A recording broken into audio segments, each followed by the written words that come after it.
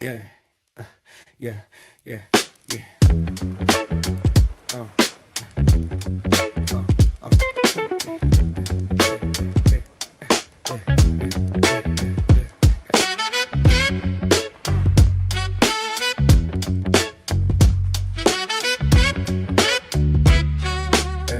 Yeah, yeah, yeah. I don't talk loud, let the room get quiet when I enter.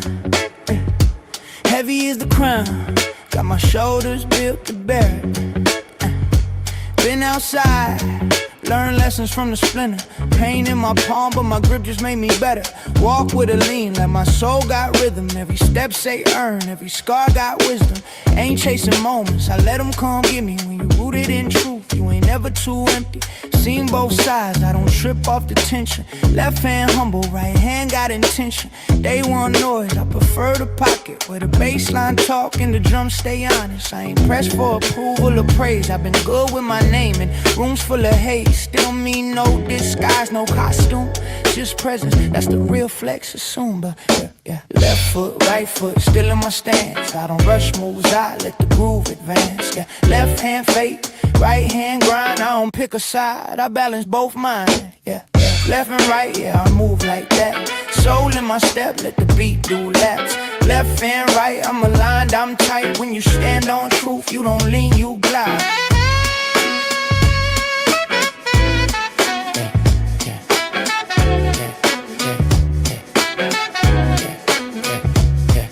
I done sat with the wise, I done laughed with the wolves. Learn silence, talk louder than a room full of fools. They mistake calm for weak, that's a lie. They believe I don't bark much, but my bite got teeth. No cap in my tone, no gimmicks to sell. I'm too busy being free, I don't sit in a cell. They chasing the look, I'm chasing the feel. When the groove locked in, that's when it get real. I ain't here for the moment, I'm built for the long. Every verse feel lived and every word got a home. If it don't move the spirit, I leave it alone. I'd rather say less and let the beat talk grown. Been through fire, still cool with the flame. I don't beg for respect, I just walk with my name. If you know, that's the code I write. 2 feet on the ground, yeah, left and right. Left foot, right foot, still in my stance. I don't rush moves, I let the groove advance. Yeah, left hand faith, right hand grind. I don't pick a side, I balance both minds. Yeah, left and right, yeah, I move like that.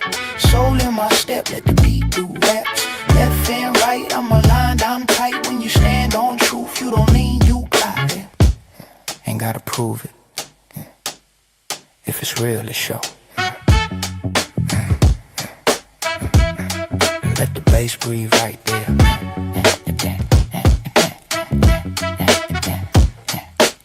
Left and right, steady pace. No rush, no fear in my face. Left and right, still aligned when the rhythm right. So it's my mind.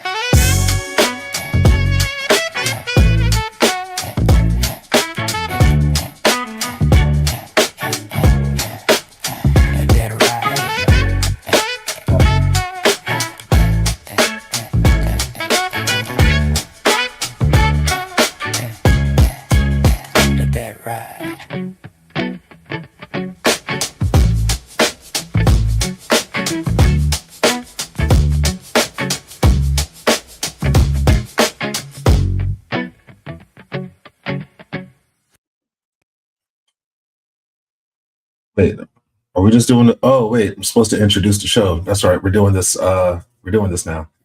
All right, here we are, ladies and gentlemen, boys and girls, children of all ages. This is something that has been long overdue, something that is actually quite underdone. Some would say that what is about to happen is a marker in history, one that they will look back on for eons, and I'm just talking too much shit. Welcome to another episode of Too Much Dip on the Chip. I am one of the main hosts tonight. It's your boy King. With me, of course, we have Cass somewhere there. And then we got, of course, my man's V some. What it do? This man. Hey, look, I don't never would know which way y'all be popping up from. Y'all just, you know what I mean? I'm always on the left. That might help. All right, Captain America. And do I do it now or do we still do our banter? we'll get into the intro first, but yeah, we got a surprise from y'all. We don't normally do this in this format, especially where you could see our faces in real time, hear us breathing and clearing our throats and stuff. You know what I'm saying? And we're not gonna get taken down. King can smoke his blizzies up here. Oh, you know what I'm saying? Like we could do this as many ways that we want to. And we're here, we're about to get live. Before we get into all that, we got something for y'all too. We got some more music. I know you may not like it, but we're gonna keep giving y'all some more music. We gotta drop the intro, bro.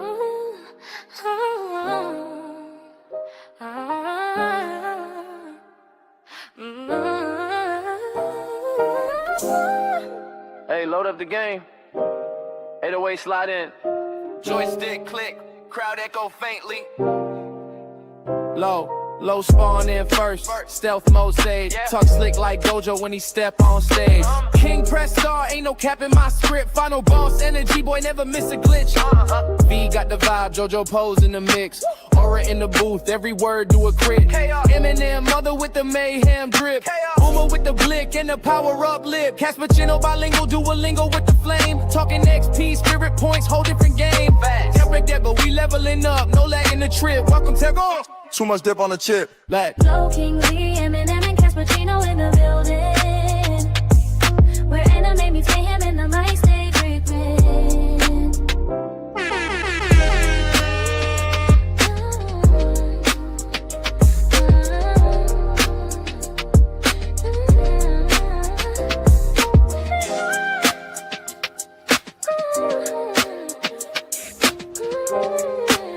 All right, fellas.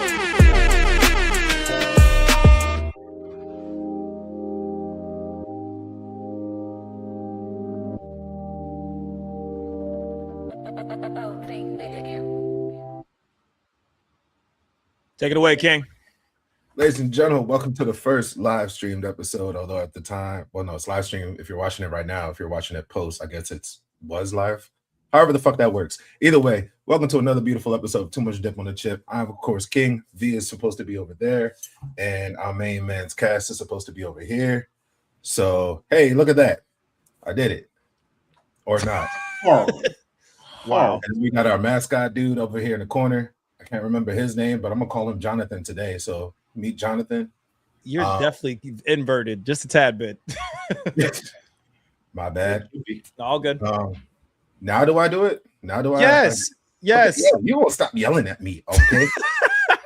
Ladies and gentlemen, on this very special live episode, not only am I excited because we're live, but I'm excited because the guest that we have on the show, and yes, we have a guest. The guest that we have on the show is a main man. One would argue a new staple in Black American history and culture. Someone that is, I want to say, just keeping tradition alive, but when he gives his point of view, when he gives his aspects, when he stands on business, he is what you expect when you hear the term Black man. This man has accolades from just being on side quests. You know what I mean? Like, let's just call it what it is. The man is great. The man is great at his job. The man is great at doing what he does. Y'all know him. Y'all love him. Please give a round of applause for our main man, Big Matt.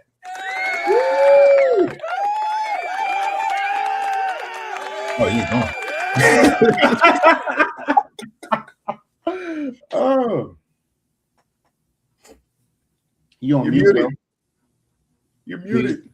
I'm sorry. Let me wake back up. How y'all doing, man? Thank you for having me on. You know, hey, I said this before and I'll say it again, man. We just trying to hang out like big titties. You feel me? So thank you for having me on the show. Can we cuss? I don't want to be messing up y'all. Oh, yeah, we can cuss. Almost Sure. done. We can All go. right, my nigga. All the All right, time. cool. So, hey, thank you. I try my best. Like I tell Casper, I'm just a regular nigga who is doing shit that, you know, people like because most people can't say it. I believe in liberating those one way or another. And I myself, and I'll share this for the first time, really incorporating my voice and like using my voice. I don't know if you guys heard about the study that happened in China or Japan, one of the two, but the class had ferns on each side. And one part of the class would say good things to the ferns, and then the other side would say bad things. The class that said all the bad things to the ferns, the fern died. So it was already established that words have power. Words are strong. And I basically weaponized my voice because one of the components is Black history, our lineage. We would get killed for speaking, for standing up, for vocalizing, mistreatment, wrongdoing, injustice, etc. Right? And I think a lot of us somehow forgot about it and fell into systems to where even though we won't be hung, lynched, or murdered, we can still possibly lose something that would prevent us from taking care of our family. So in some way, you were confined to not being able to say how you truly feel. And me being able to say, damn, I ain't got no job. I'm retired. I can go ham sandwich. And well, with no one to say, nigga, pump the brakes. And I can fight. That's another thing. I talk shit because I can fight. Can I say this man is an inspiration? Can I say that this man is an inspiration for me? As someone who probably talks the biggest shit on this podcast out of the podcast. Okay, maybe. No, I am top 2 for talking the biggest shit. No, hold on. Fuck that. That is facts. You definitely have a PhD in being a pretty huge dick. But yeah, that's you. Damn. Pause, maybe? I don't Serious pause. I was waiting for them. Like, what are you doing here? I'm quoting this man because I've known this man for almost going on what 10 years, King. My God, I'm just quoting you back to you, but my bad. No, you good. But yeah, no, as someone that talks the biggest shit on this podcast, when I do see like big man come across my TikTok on my Instagram, I do sit down and watch because like that's just me on a regular day, and it's beautiful to see that I'm not alone and just being like, yo, let's just call it what the fuck it is. I should not have to sprinkle and put frosting on shit to acknowledge it as shit. This is shit. Yeah. Let's just acknowledge it as shit. Why do we need to have all these extra formalities? It's shit. Yeah. When I say King be in the chats like, yo, bro, can I go off? I was like, bro, this is a free space. Do what the fuck you want to do. Yeah. Man, just motherfuckers. I like, damn, we're just gonna start out with motherfuckers. All right, cool. Yeah, it makes my job. It makes my job a lot easier as the editor. I'm kidding, of course. Definitely be violating on the mic. Yeah. See, but here's the thing though. That was a staple rule when we made this whole project. That was a staple rule that I had personally was like, yo, if I'm not allowed to if I have to censor myself in any which way, I'm out. I'm off the project. Like, I definitely don't want to do that. Like, I want to be able to just do it. Before we get forward, we gonna hurt feelings. We're gonna say a lot of shit that really, we don't do the whole, what's the word I'm looking for? That little caution, cringy shit. Nah. If we trigger warning, hurt your feelings. Yeah, we don't have trigger warnings up here. We gonna say a lot of shit. So if we hurt your feelings, you be all right. Well, actually, the new phrase should be deconstructing safe spaces. That's a lot of words. We Black people have been killed for speaking. We've been conditioned to modify how we talk to save the feelings of white people. And if we control how people talk, they would never utilize their voice in the way to weaponize it, to inspire it, to resonate. And the more weed I smoke, the more I realize this needs to happen. And young man, for you to be like, I inspire you, thank you very much, because that's the fucking joke. That's the joke. Make people do exactly that. Like, fuck you. I'm no longer, you bitches graduated. I'm not teaching. There's no lesson plans. You graduated. Your ass is a grown man. Your ass is off the porch. You don't get a job. You ain't got to worry about catching a dog. You got to worry about a dog catching your ass. That's what it is for white America. There is no more modifying speech to make you feel comfortable. Bitch, I'm slapping 2 12s rolling up to the picnic. That's just what the fuck I'm doing. I don't care if you're out with your kids. Your kids are going to hear a nigga slapping because I no longer care about your space and modifying dying down my isms, me being black, this culture, what we represent.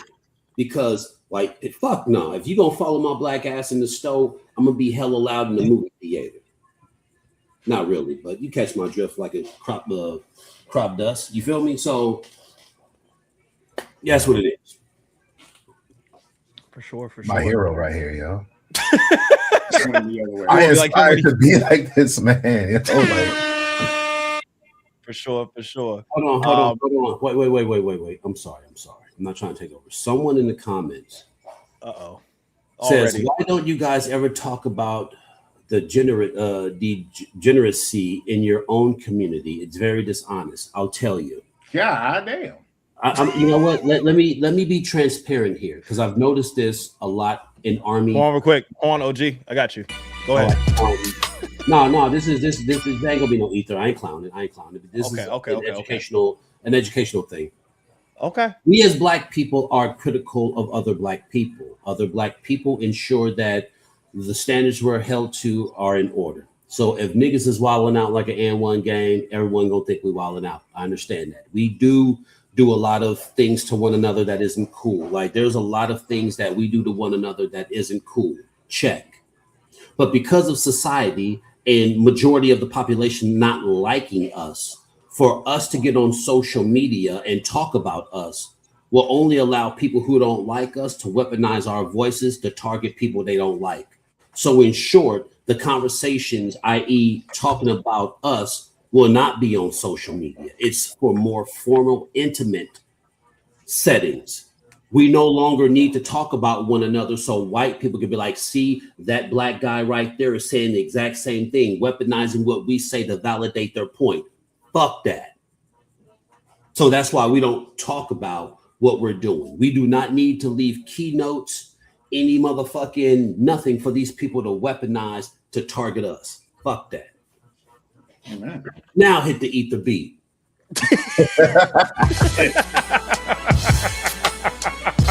Yeah. My brother went ahead and opened the third eye for all of y'all. You feel me? Yeah, we about to get into some chakras. Oh my gosh. Shoot. I'm just I deal with this. I deal with this every day, by the way. For sure. But yeah, so I think it would only do some good, especially when it comes to first time us being live and also sharing space with Big Matt, is really just talking about the connect, right? So like how this really came to be. So for those that know, me and Big Matt, we worked together on his podcast, But Can You Take a Punch? However, he came on my podcast a couple years back. This man knew me before I became a father. And anytime like I had something going on as far as, hey, I need to shine a light to like this cause, I need awareness to, his brother's right there with a retweet. Anytime, forget sharing a link, he's like, bro, a donation is never too much. This man, I saw somebody ask a couple weeks ago in his comment section, does he offer mentorship? He just kind of does. And what I admire about this brother is it's like he doesn't need to say he's a leader, he leads, and the people that follow him. So I thought that he would be a perfect person to frankly just bless us with his presence, with his words, his commentary, because that's what he's good for. And plus I call him OG because I feel like, and I'm speaking for myself here, I would feel like he sees a lot of himself in me. He'll probably see a lot of himself in these young men as well that we're sharing screen with and we're occupying the space with. And this is what this is about. So this is gonna be fun. This is gonna be dope. We're gonna talk about a lot of things. We're gonna talk about a lot of things in culture. Newsflash for people that don't know, Big Matt is a huge blerd.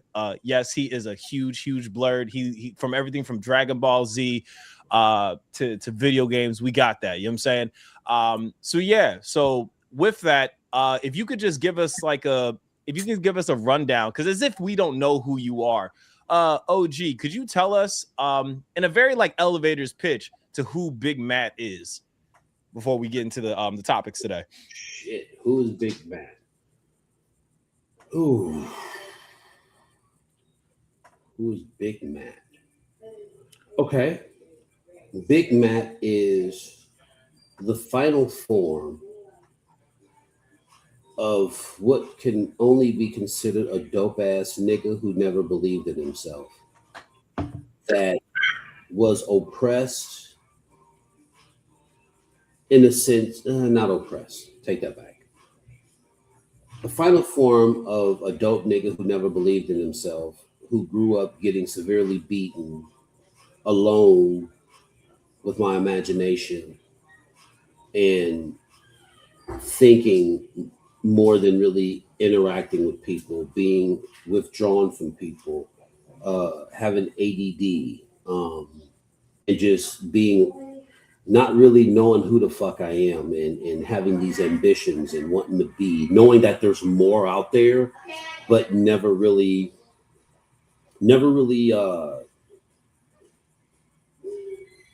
wanted to look at it until I found myself being homeless. And then that's when I had to start focusing and, doing drugs and living like a rock star. I guess I had to come off a high, being afraid and hating myself for whatever reason, to go to the army and come back and realize who I am and understand that I'm dope. Like if I would have believed in myself a long time ago, God knows where I would be at. So Big Matt is just the final form of a really dope dude who never believed in himself, but ultimately come to know who he is and values himself and how I inspire and motivate people.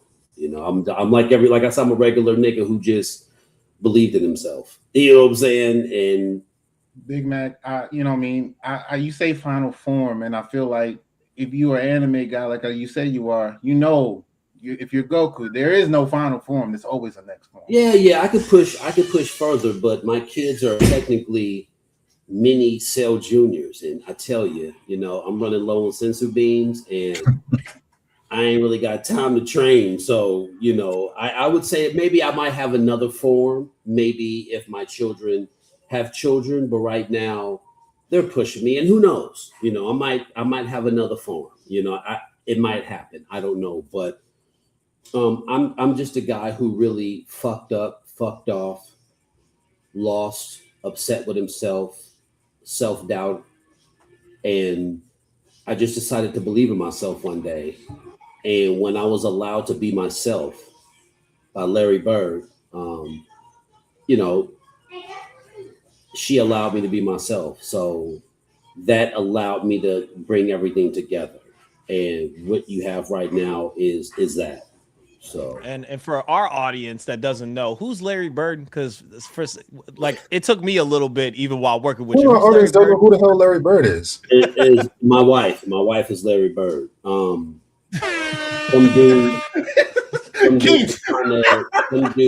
dude was trying to clown her, like, yo, your wife looks like Larry Bird. And just me being the dope nigga that I am, I was just like, that's your name, Larry Bird. And it's like, hold on, let me see something right quick. Hey, watch this. Hold on. The what's name is blurred. Let me. Hey, Larry Bird, come here. It's Larry Bird. Hi, Larry. What did it do? Jump shot. Oh. Jump shot. So that's Larry Bird. And we just ran with it. And now she has a legion of people who follow Larry Bird. You fuck with Larry Bird, you fuck with a lot of people. So right. How does Larry Bird feel about this? To be honest with you, she if we weren't married, you wouldn't even know who she is. Like she's totally she's just along for the ride, and fucking she just rolled with it. So she has fun with it. What's up, mommy? Hi. What's up? Nothing. You good? When's Snake Dog gonna come on? I don't know, son, but I'm in the podcast. This is so casual. Oh, my man. He got to talk to Snoop Dogg, to include Jean Grey, so it's like, oh, Snoop Dogg. So, but she's along for the ride. She likes it. I mean, the comments that she gets alone is dope as fuck. You know what I mean? Like there's like tell Larry Bird outside she gets mad love. Like someone in the comment, Larry Bird is the best. Like, what's the odds of my wife being in your platform? And you know what I mean? So it just turned into something. And I think we're not like regular interracial couples where she tries to sound and act black. You know what I mean? And we don't do that tonguey, cheeky shit. We just have fun, right? Right. You know, with the kids, Jean Grey and shit. So Very dope. Yeah. Okay. You fellas got any questions for the OG before we get into these topics? None at the moment, man. Let's get ready to roll. Okay. What about you, King? Fuck it, let's get into the dockets, man. I'm curious to see how he feels about what we got to talk about. Okay. So to kind of paint this picture, and I feel like this is also important as well. Is it fair to say that you know what? I'll let you take care of this, King. When you think about too much dip on the chip, and when we address our bag of chips, that's our fans. What does that look like? What is too much when we get into these topics? And then let's take a swing for the fences when it comes to this. So to say that there's too much dip on the chip is an expression that means that you're going too far. You're reaching the point where you may not like the reaction that comes next. You have too much dip on your chip because you know, Right. like it's just like a physical dip and chip. You have too much dip, the chip's gonna crack. You know what I mean? Now you double dip in the chip. Now no one likes you because you double dipped, and you know now you kicked out of the party. Hate those motherfuckers. You know what I mean? So like it's a series of events that you're not gonna like. That's too much. That's having too much dip. A lot of times of what we talk about, either the situation in and of itself is already going too far, or you can see where it is gonna go too far, or one of us are just gonna go too far with it. And I've never gone too far. 8.5 times out of 10, it's probably myself or Low. Shout out Low. I have never gone too far. That is Sir, because you raising your hand half the damn time. Sir. Remember, we still have unedited footage of you going too far. You went on like a 45-minute rant. What are you talking 45, motherfucker.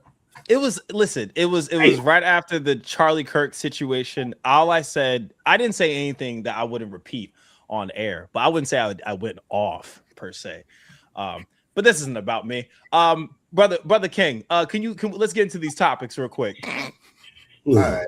Now, Yeah. I'm going to switch up the layup a little bit only because of something that Big Man had touched on earlier, and that was, just the limitation of how Black people were able to speak. Right. So I know we were going to start off with one thing, but I'm going to kind of switch the order up a little bit. Okay. And talk about getting into the nitty-gritty of everything. How do I want to address that? Am I allowed to say the L word? Because we're live. Am I allowed to say strange fruit. Say strange fruit. Yeah. So there's been a reoccurrence of an old, I can't even say reoccurrence because it's always been around, but it's becoming more and more predominant of hanging fruit in the southern states. Right. A lot of hanging fruits, a lot of young people are experiencing this hanging fruits, and it's at the moment of the time of us doing this, there's only been a record of 15. Now, none of this has been fully how you want to put that?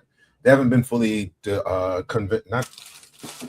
haven't been any convictions. There haven't been heavy enough investigations to confirm that these hanging fruits are in fact self-doing or if there was involvement by other people. Given our time and given our date and state of mind, like I said, there was one instance where I'm gonna actually pull up this young man's name. Where is he at here? Are you talking about one of the victims? Yeah. So he wasn't. One of them I have is a Kayla Huff. This is a young Black woman. I'm not sure what the age of her is, but this was on, if I'm not mistaken, this happened on May 13th. Of these children. I just say children because even when you like 20, you still a baby to me. That's just me. But there's been a lot of instances of strange fruit hanging from trees taking place in the southern states. And unfortunately, even when it comes to these things aren't even really being highlighted the way that they're supposed to. So a lot of the names of these victims, these frankly, these babies, they're kind of going unnoticed. And with that compounded of the recent overturn of certain things, whether it be in the Supreme Court and just certain people getting put in positions of power, are we stepping into the new Jim Crow? Like, is that happening? Big Matt, what do you think? By chance? No. I mean, yes, if you do nothing. No, if you do something. Right. Remember, I work with dead bodies. Niggas just don't hang themselves. Whether you know it or not, there's two things that hurt more than anything, and that's asphyxiation. So basically drowning or suffocating. It hurts. It burns. So no one willingly does that shit. No one just willingly hangs themselves. What's happening is that some of these white boys is getting out here kidnapping our black babies and fucking hanging them. That's all. And the reason why there's no coverage, because people only know what you tell them. And the moment you tell them, as much information as you give them is the much information they need to find out the truth. What should we do? I don't know. I don't know what we could do about it, but it should involve death in the name of protecting our babies. Because if white people are out here kidnapping black people and fucking hanging them, then that means how we as black people need to move to where those individuals can be quickly neutralized. I.e., if there's some young girls walking 3 to 8 meters away, should be some other people or motherfuckers should be hiding. Something needs to happen to where to and from they're protected. And if something happens, you put 2 in the tits, 1 in the teeth. See, when we talk about Jim Crow, what's synonymous with Jim Crow? Violence towards black people. That's what Jim Crow was. Violence towards black people. And they're already starting in these southern states hanging.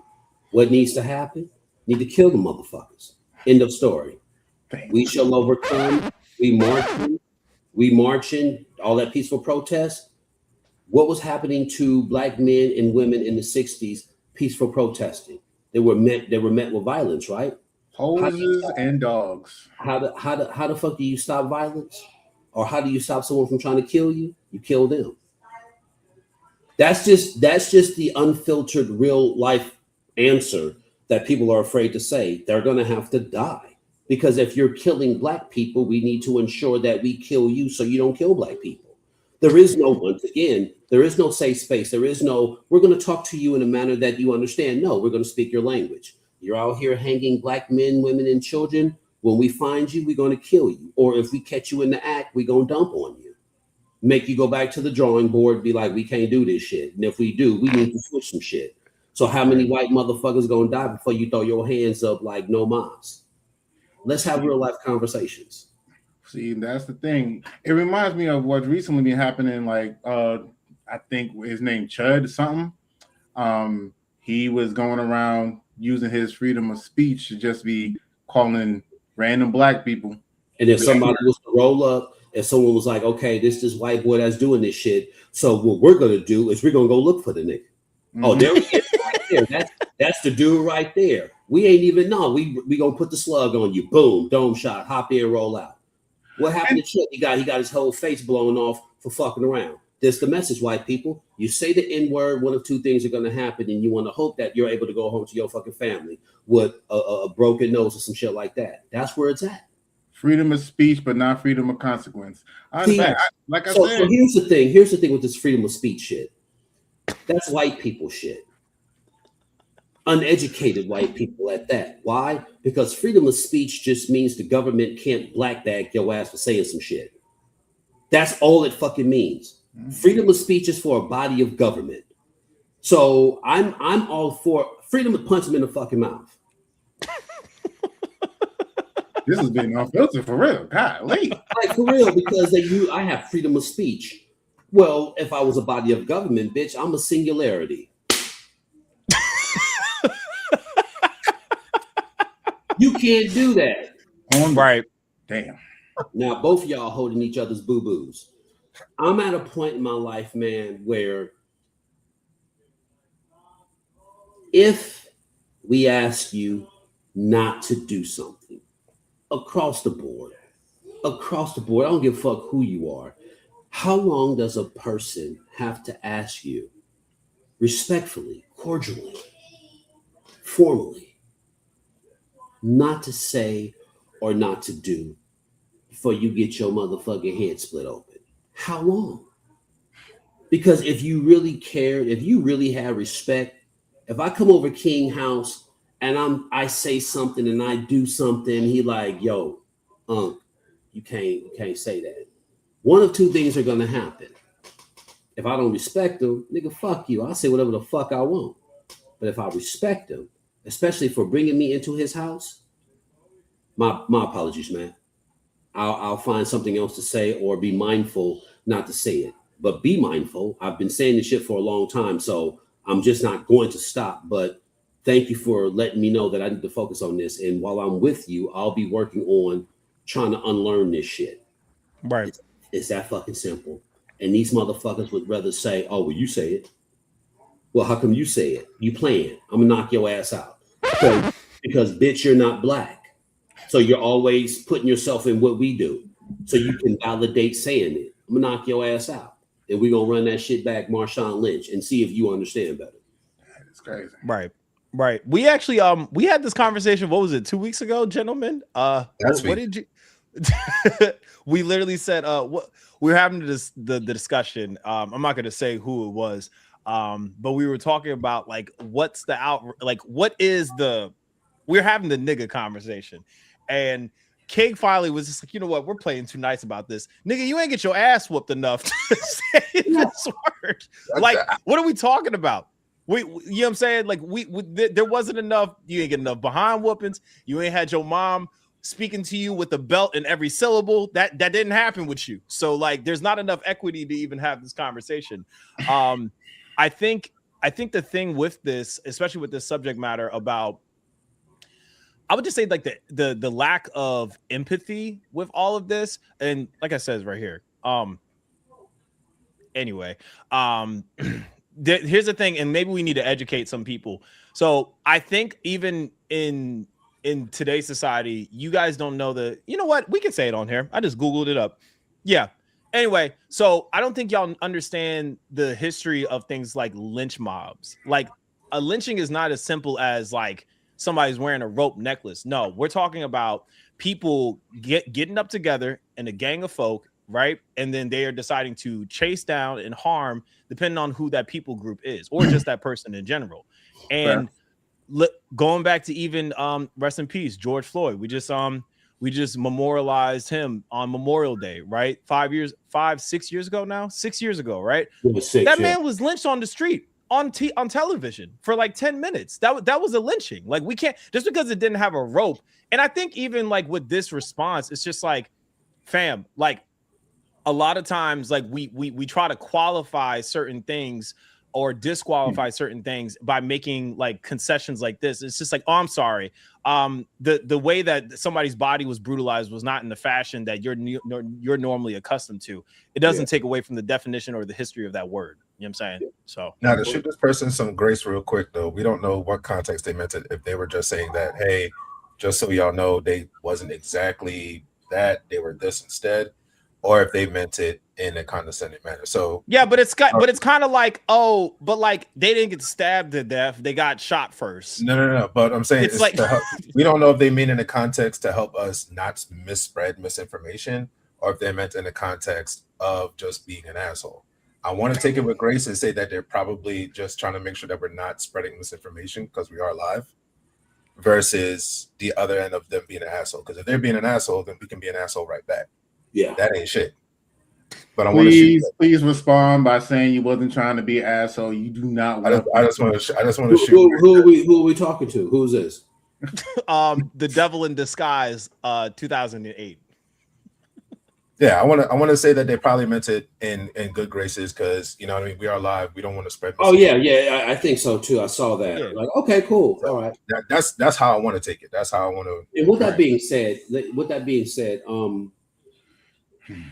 there should be some conditioning with social media, and in conditioning, I mean with ourselves, because One thing that I noticed about Facebook and just the texting is that we don't hear tones.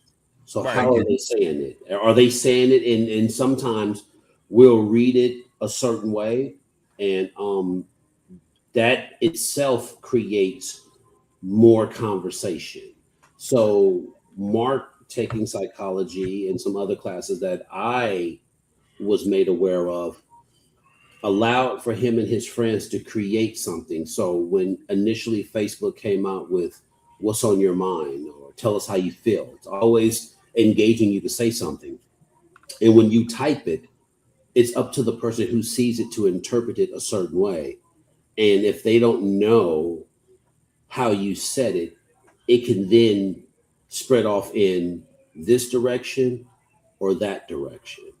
So just highlighting how this, I don't know, devil, whatever, the comment, how do we say it, and that's something you got to be mindful of with social media, because it's like I don't know the name of it, but it creates It's a game of telephone. different variants of a perceived context, which is Right. Sort of crazy. Right. Hey, all depends. People pick out the smallest things and they blow it up. It could be the smallest comments, or they revamp it or clip it, or you know what I'm saying. So you just gotta watch what you say and how you say it or how you read it. Some people don't have real good reading comprehension. So True. and Most people are mad illiterate. very. Yeah, y'all being mad polite. Y'all being a lot real politically correct We today. do but, got ignorant people out here. You want me to say that? Ignorant as hell. They can't read. They know their password. They know they don't know their names. They don't know their socials, but they know how to give you their Instagram links and shit. I understand. Mad ignorant people. But hey, Gosh. I gotta give grace when I have to give grace. Nonetheless, as far as like the hanging subject at trees and strange fruits or whatever it's called, because we can't say the word, this shit's got to stop. And if it's not even so much an if, when it gets to the point of the retaliation that will come at the masses, it's not going to be in the form that you think it's going to be. True. A lot of people are thinking that, oh, well, Black people said that we're not, we're putting our hands up and we're backing away. And we did. We were just like, hey, look, y'all wanted this. This is what's going to happen. Okay, you know what? A hard head makes us all fast. Yes, sir. This is between you, them, and God. Y'all have fun with that. When we backed up. And then slowly but surely, those that respect and represent, us to a certain degree, we're just like, yo, please help. We're trying. Please help.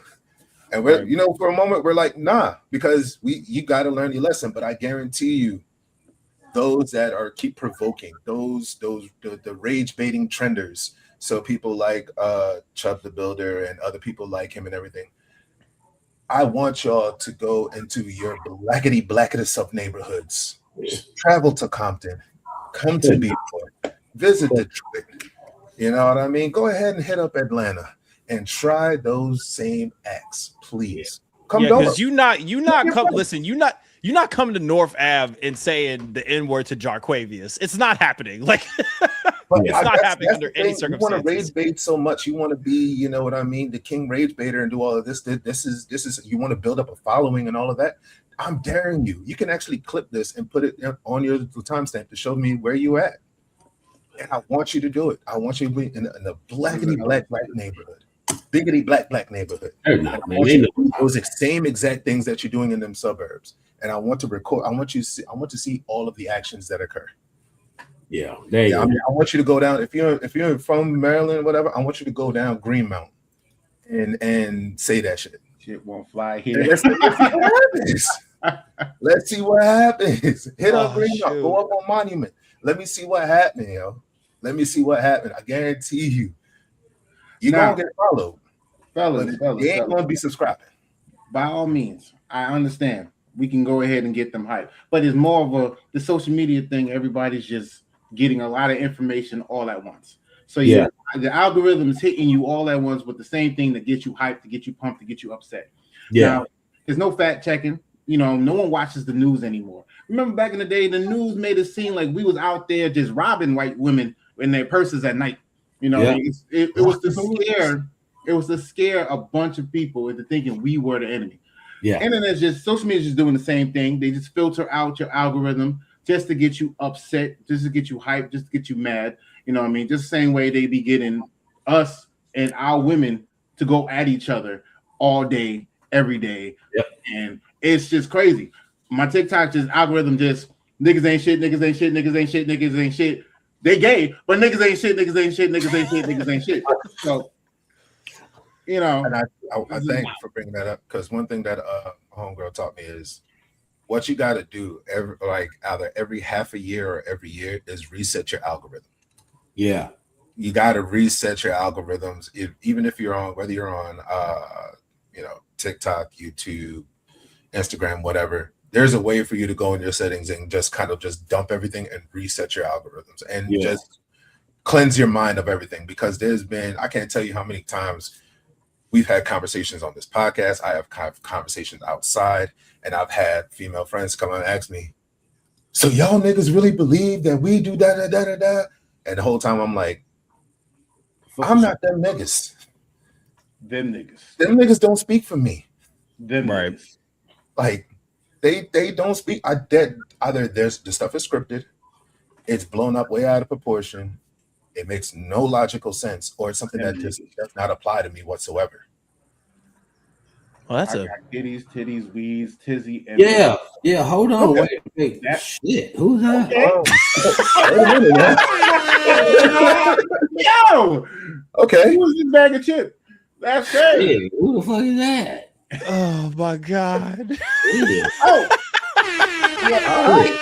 Hey, Yeah, nigga, I'm nigga, glad that on you the Friday mentioned night. that one. Shit. like to get into, you talked about earlier about losing history and losing recipes, right? So my question to you, Big Mac, did you cook this Memorial Day? Were you on the grill this Memorial Day? All right, so I'm gonna keep it real with y'all, and y'all gonna laugh at me. No, we're not, man. Yes, you are, because I don't. I'm gonna keep it real, man. I don't do This ain't the that. Breakfast Club. Larry Bird do all that shit. Okay. Okay. She'd cook. Nice I'll do breakfast. I'll do breakfast like a motherfucker. In the morning, yo has to be at Denny's in this bitch. But after 12, I ain't none. Nigga, you could at least said IHOP. You said Denny's, bro? Come on, Denny's. Hold on, man. Denny's blows IHOP out of the water. Whoa. We're not doing that.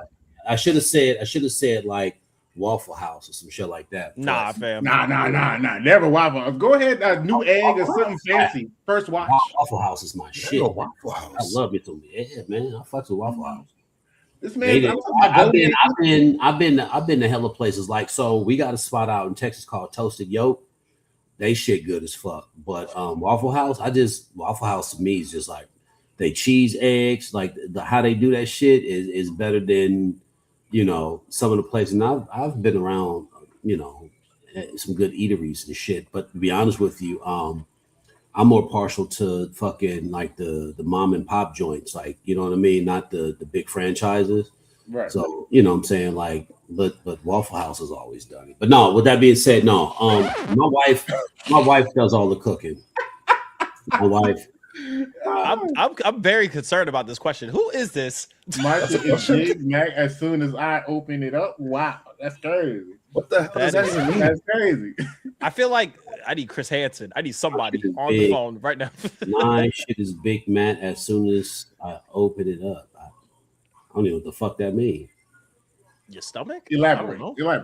I need more context. Like You know what I mean? We're getting distracted because the reason why I brought that up is that Memorial Day weekend, my TikTok feed was just hitting me with just stupid shit. Supreme stupid shit. They was talking about men ain't grilling. They just out here in bedazzled jeans, out here being weird. But they not cooking on the grill. Where the men at? And my thought process was like, that's to me that's a father's duty, a husband's duty to be on the grill cooking. Like, when you know what I'm saying, when I was a husband, that's what I did. We got on the grill, we cooked. Now I'm single as fuck. Who the fuck is, I'm going to someone else's house. We eating over there. Yeah. Right. You know what I'm saying? And it's not, it's with me, it ain't even like, yeah, get out there and cook, bitch. Nigga, you know, I ain't. She's a really good cook, in my humble opinion. When we were dating, you know, and I'm a nigga. My wife is white. Oh, you can cook. Okay. Let's see what you got then. You can cook, huh? All right. Okay. You can cook. Okay. You shattered that stereotype. But I got some bad news for you. Your ass gonna be cooking. And plus, food tastes better when other people cook it anyway. You could be dope as fuck cooking. Other people's shit tastes better. You know what I'm saying? So, you know, ain't no shame in my game, man. She's an awesome cook. She can really cook, and I like to eat. So it's a win-win. You know, I don't do no grilling and shit. Yeah, I have an apartment, and here's the thing: in Baltimore City, you bust the grill out, all the crackheads gonna come out. Like everybody named mama is gonna want a link. It's like, fam, I didn't ask for this. I was just trying to put some brats on the grill, and now though I got to feed the whole block. So, and also I've never touched a grill in my life. Like I've never had to. Like I just so like that means as long as I've lived, recipes, my nigga? No. I've never touched a grill, meaning like as long as I've lived on my own, I've been on my own since I was 18. I've always had an apartment, and I've never had like a deck or a balcony to, like, when am I going to use a grill? And my pops was not going to let me touch the grill while I was still living at his house. Are you nuts? You can't touch a black man grill. Absolutely not. Yeah. So I just never, you know what I'm saying? So call me, say I'm not a man. That's fine. Yeah, you know, but in all fairness, I think it's because we grew up, we saw our grandfathers, like, right. But I think that was just some old take charge. You know, I think that was just something like that bro shit. Like, yeah, you know, I'm about to get on the grill, throw some shit on the grill, because that's just what you. I don't know. Like, okay, you know, it's almost like, you know, I'm cooking. You know, like I don't know. I never really. Okay, nigga, shut the fuck up and fucking cook. Right. You know, pull your socks down. They too high up to your knees. Nigga, like. Did he have sandals on? Yep, gotta have sandals. Hey, that is the stuff. I think that was just. I just think that was just the times back then. Right. You know, where that was just the staple of what it is to be a fucking man. Now that ain't necessarily true. You know. I mean, who can cook in this motherfucker? Oh, the little person, woman, right? Okay, well, get her ass a stew, but she can cook, you know, because I don't want no nasty ass food. So she can cook better than everybody. She got the duty. You know what I mean? So, and also, might I add, it's like if we're gonna start making these concessions, I don't trust all y'all trifling people to make the potato salad. And some of y'all haven't been vetted by Auntie yet. So if we're gonna make these concessions, where are your credentials at? Because I've had listen, I BS you not. I was King, you might know this person. I had me some potato salad, and that had walnuts in it. Whoa, wait, like, what the fucking I said, wait, time out. What? I said, wait, what? I said, what in the blue hell is this? Why are there nuts in my food? Pause. Why are there walnuts in my potato salad? And this was a system. This was a system, mind you. So some of y'all haven't been vetted yet. So I ain't trying to hear all that. I'm sorry. They on that high gluten, you know what I'm saying, new track of living. This is gonna, you know, digest better in your system. If you don't give me some cheesy ass mac and cheese, stop fucking with me. Mm-hmm. I don't trust nobody's mac and cheese either. Salad? I'm telling you. I think a white person been like, you got us beat with that shit. Like, you got potato, like walnuts in your potato. So yeah, cranberries don't sound too bad after all, huh? Shit. Yeah. See, I don't know, because I love grilling. Like, I ain't gonna lie, this is my time of the year. I love being out on the grill. I prefer charcoal over propane. If you like propane, your ass should just be in the kitchen. There's no point in you grilling outside with propane. You're just literally taking your kitchen and putting it outside. Use charcoal like a real man. I like to use propane and propane accessories, so I don't like Why your urethra is narrow. what. Anyway, nah, but I do love grilling. It's something about just grilled food. And even so, like one of the things my family and I used to do was just like we would find a spot to grill, whether it be like my brother's house, my sister, or you know, like wherever, a park or whatever. Everybody would contribute. Like, we're all gonna call out of work on this particular day. We're gonna meet up at this spot. We all gonna throw in like, you know, $10 back when $10 could get you some food. $10, $20 in. We're gonna go ahead, we're gonna, you know, get these ribs, we're gonna get the dogs, the burgers, and all this other shit. You know what I mean? And it would be like one of those the more the merrier kind of thing, you know what I mean? Because it's just like it became like a big potluck and a big thing. So I liked it because of the family orientation with it. Bet. 10 times out of 10, I would be the one grilling. Of course, I would have like my OGs with me. I would have, you know, my cup of Henny or my cup of fucking E&J with me. You know what I mean? We got the music. Or Diet Hennessy. You know what I mean? Yeah, like we vibing. The vibes is right. Diet Hennessy? I mean? Yeah, E&J is Diet Hennessy, man. Just to put that out there.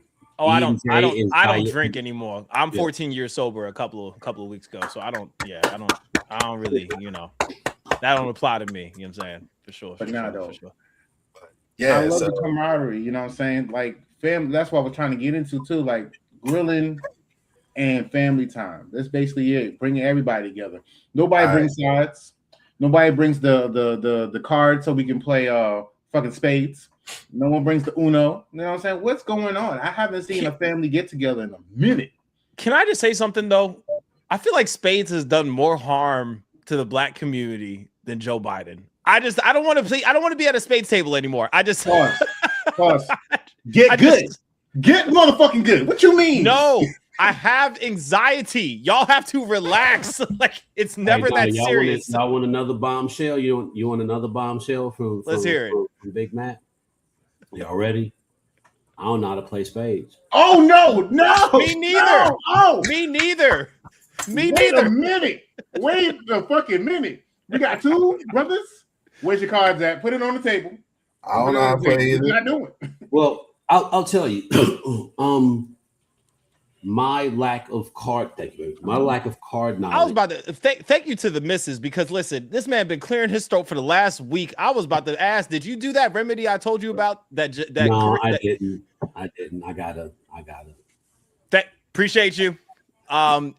King, I put him onto that Jamaican remedy that you and Lo told me about, and he been sitting on that recipe for like a week. He been over here just hacking up a lung like this. Yeah, man. Just on purpose. I don't know. Maybe I got tuberculosis. I don't know. I doubt it. Smoking weed and having a sore throat. I don't understand. Yeah. Hold on now. Don't be blaming weed for shit. We didn't do it. No, it's not helping though, King. It's not.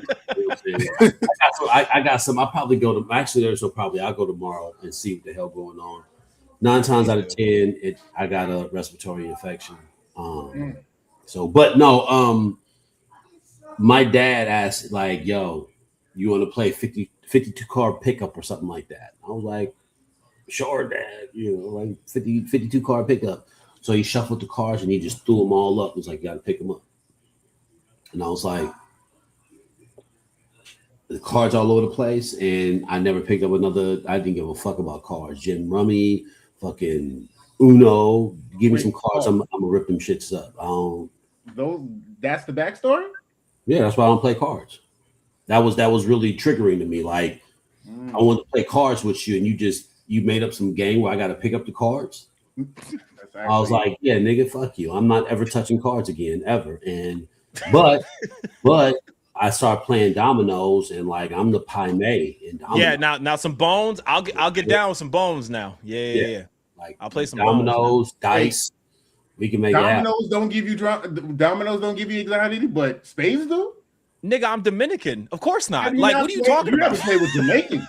You haven't really played dominoes with Jamaicans. The fact of the matter is that table will not be standing. You don't know how it's standing after they're done playing. Fam, this is what we do. See, let me put you on real quick, right? We'll either grab, you see them little like green electric boxes that we have in like the neighborhoods and stuff like that. we'll put a checkerboard on that thing, flip that thing over, and play bones on that before we actually use the table. That's how Dominicans get down. You know what I'm saying? Or we just get down on some concrete. Yeah. Go to a skate park, get a nice little flat area, put a checkerboard down. But nah. Dominicans don't play about bones now. And then let you not say your number out loud. Somebody gonna burn your house down. Then if you say you said your number, everybody's yelling because everybody's probably Dominican in that game of bones.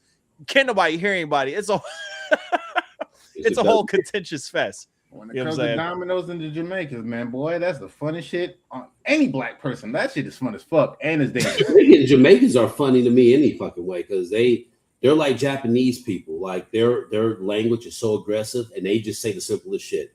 You know, Japanese, they're like, would you like some tea? Like, shit.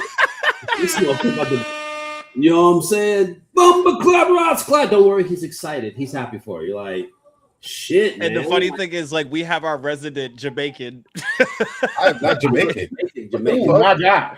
I am not Jamaican. Okay, you see, I thought you were Jamaican. I am not the Jamaican one. I'm not the Jamaican one. Low is. Oh, the Nubiz. Wow. Yeah. That Nubiz. My bad. He barely, Wow. That brother, mistaken identity. Racist, yo. I feel like that was a little bit racist. They saying all black people look the same. I'm just saying. Right. Well, Low looks a little different than the rest of us. Low is the darkest out of all of us, if you catch my drift. My dreads, yo? That's crazy, yo. Yeah, but Jamaicans are good people, man. They'll fuck you up though. Them Jamaicans, they don't be playing, man. Not at all. Did you know Tyson Beckford's Jamaican? Word? Yeah, he's Jamaican, man. I didn't know that.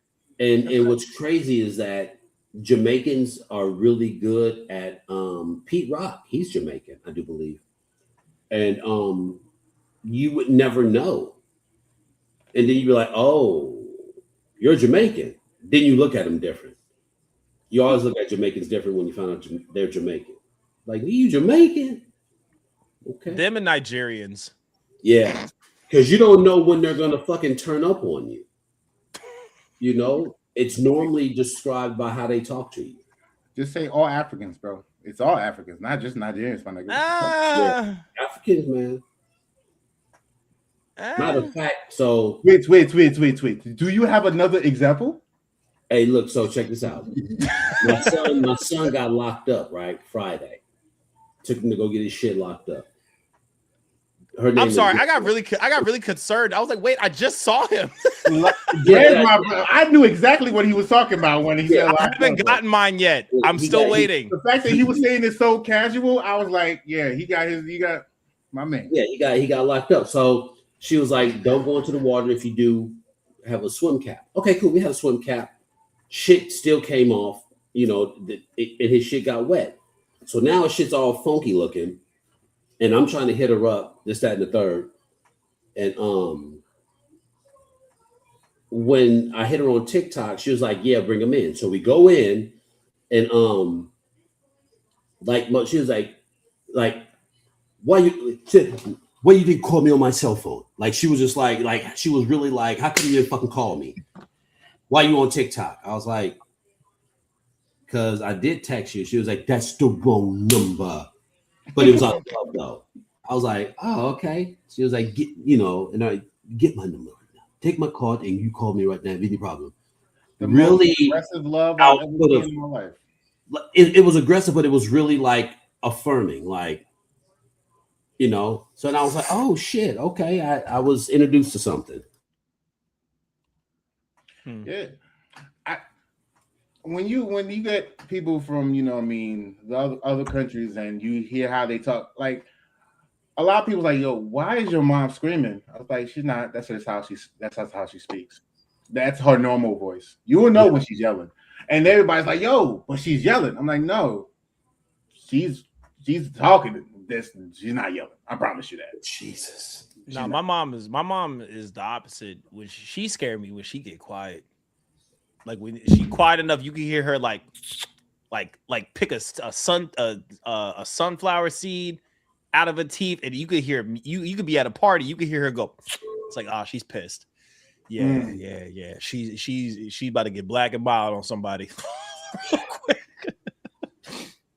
Oh shoot. My mom's never lost their accent. Wait, My what happened? mom- I said my mom has never lost her accent. My mom is born and raised Trinidad. She's been Trinidad. She's been in the States for a while now. And you know, I mean, you talk to her to this day, and you would think that she just came in, like her plane just landed yesterday. Like that accent has never left. The strength behind the words has never left. Where's your mom from? Trinidad. Oh, okay. Yep. Mom's from Trinidad. Dad's from Antigua. Wait. So-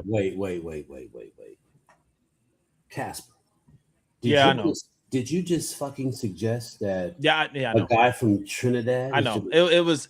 Listen, That's I'm equivalent to suggesting a Tongan is Samoan. Like, listen, bro. Listen. boy, Listen. you about to get tombstone. Listen. Y'all work me too hard, okay? I was like giving going to the jungle. Well, hell Y'all no. work me too I hard. told you to take the day off yesterday. Hold on, motherfucker. I That- told you to take the day off yesterday. Y'all work me hell too no. hard. That's like going to the jungles in South Central. Like, what's up, cuz? Like, nigga, is you crazy? You in Listen, the jungles yelling out, cuz? Like, listen. Y'all gentlemen work me too hard, okay? That's why one of them gave me a day off yesterday. Shoot. And then I feel like I raised my hand too and said, "Yeah, you go take the day off." Also, I agreed. Not like I said. and then today it was right back to Kingdom Come. I said, "Fam, my God, bruh, the amount of anxiety." I don't want to hear whining. What is next? Let's see. So next thing on the docket is, and this will be interesting, because I feel like we kind of covered both in these. So let's go to the anime. King, did you want to bring this subject up? How many of you have watched Gachiakuta or Gachiakuchi? I know there's Gachiakuchi, but it's apparently called Gachiakuta. Gachiakuta? Gachiakuta? Yeah. Gachiakuchi, is that Donald Trump? I didn't know he had Gachiakuta? an anime. What? Go on. Gachiakuta? Yeah, that one. I was corrected on it earlier today. Gotcha. Kuda. Okay. Nonetheless, Gachiakuta is a hype anime. Right now, there's only one season, and we were kind of touching, like Cass said, we were kind of touching on it earlier. But she was more or less bullied off of her Twitter account. And it was taken down for a little bit. Now, at the time of us going live, from when I just checked, it looks like her Twitter account did come back. So it is up and running allegedly at this time. I did a video about her. So yeah, she was it looked like she was just like bullied offline. A lot of people were upset with her and giving her pretty much like just toxic reviews and just being assholes. And it's not even just on the sense of judging her anime, but judging how the anime compared to the manga, how some characters are now black, that in a black and white anime they are perceived to be white, but in the show they're black, and apparently there are some, let's just call them racist. Let's just call them what it is. There are a bunch of pissed off white people who are mad that someone who created something is given a perception or a perspective that doesn't reflect them. I did a video about that, and I was like, "Y'all, the fucking problem." That's not all you said. Well, I'll be forgetting shit, but the gist of it is, you motherfuckers are the problem. Like, this woman is creating anime. She doesn't owe you guys shit. If she owns the fucking anime, she can depict her characters however the fuck she wants. Exactly. And this is once again a tactic that white America uses, bullying people to give them the representation. Like, you know what I'm saying? Like, stop that shit. Fuck you. Don't watch the manga then. Don't read the manga. Don't watch the anime. Don't do the cosplay. Don't do none of that shit. Like, this is my realm. I love this shit. As you can see, Akatsuki all day, baby. Motherfuckers, this is anime. This is Japanese. It's fake. You know what I mean? It's fake. For anybody that says this character is not black, he ain't white either, stupid. I mean, at the end of the day, he's Japanese. Piccolo. I don't know. Ichigo don't sound like a white name, does it? Does Goku sound white to you? Or does it Piccolo black. Piccolo, we know he black. Piccolo, The way he flexes, first anime character was like, they ain't no that's a nigga. he black. He black. He green, but he black. Yeah. He steps in. Who else you know be a stepdaddy of somebody else's kid? No. If you think about it, Piccolo is like a real nigga because he like step in like, nigga, I got you, nigga. You know I got you, little homie. I got you. Don't even trip. Your daddy ain't shit, nigga. I got you. That's wild because we gonna put you outside though, nigga. We gonna lace your tennis shoes, nigga. You the homie. You feel me? But he gave Gohan drip. Like he's the only dude that's like, yo, bro, you're not looking fly enough. Bam. Yeah. Now he purple and green. Like if you think about it, when Gohan went Super Saiyan level 2, he didn't have on his daddy shit. He had on the big homie.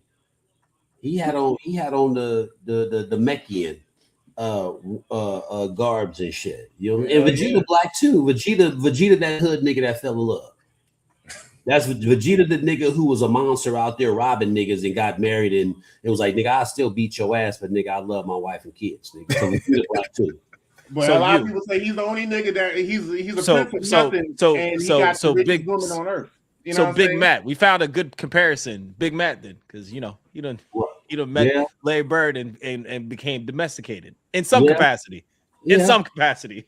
Yeah, I mean, when you have a family, it actually that was we talk about the final form that helped solidify the final form because you learn to balance.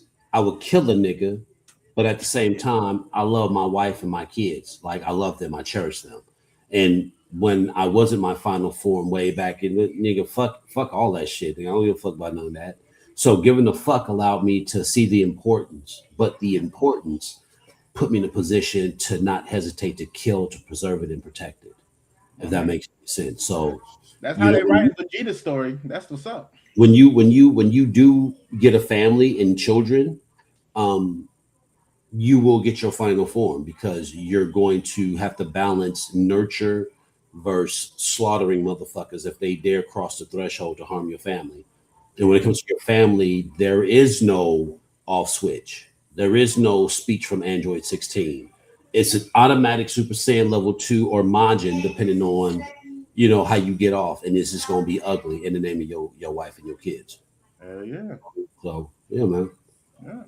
But back to the nonsense. Yeah. So get back to this of the bullshit because it's the fans that are toxic as shit. Damn, I'm blurry as fuck, but it don't matter. You're gonna hear these words. I told you it's gonna be cleaned up on the edit. It's all right. The fans are toxic as shit. They pretty much feel like they can say whatever the fuck they want to say. And a part of me is like, yeah, you can always turn off the app, close the computer, and not listen to the motherfuckers. But I'm like, yo, they do this for the Dragon Ball Z fandom, does this. The My Hero Academia fandom does this. The One Piece fans, well, I am one of the One Piece fans, but we do it too. I'm gonna have to throw me in there. And it's just the West that's just like, yo, why y'all tripping? This is their story. Let them tell it the way they want to and not shift it because y'all like, nah, bro, I'm enjoying this. So let me enjoy it the way I want to enjoy it by telling them and bugging them, hey, yo, you should change this shit. Like, the fuck? They've been doing the same thing to Jesus for 2,000 years. They're definitely going to do it to some anime characters. Yeah, dead ass serious.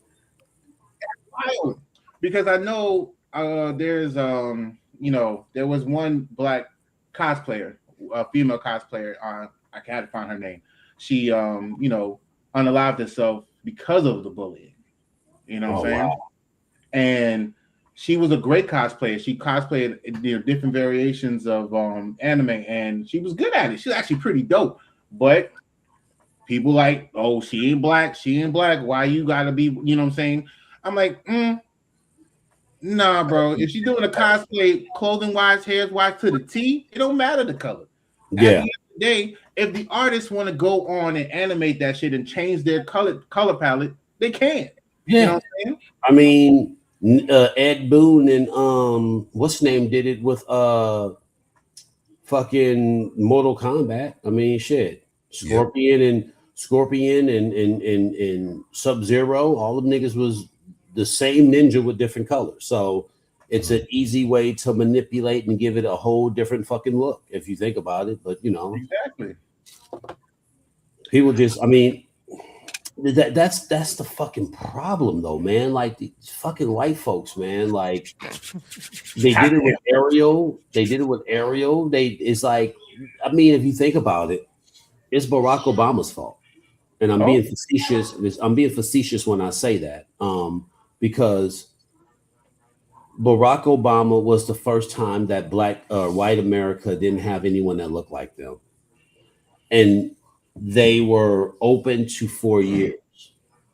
Give a nigga 4 years because there would be another white president, right?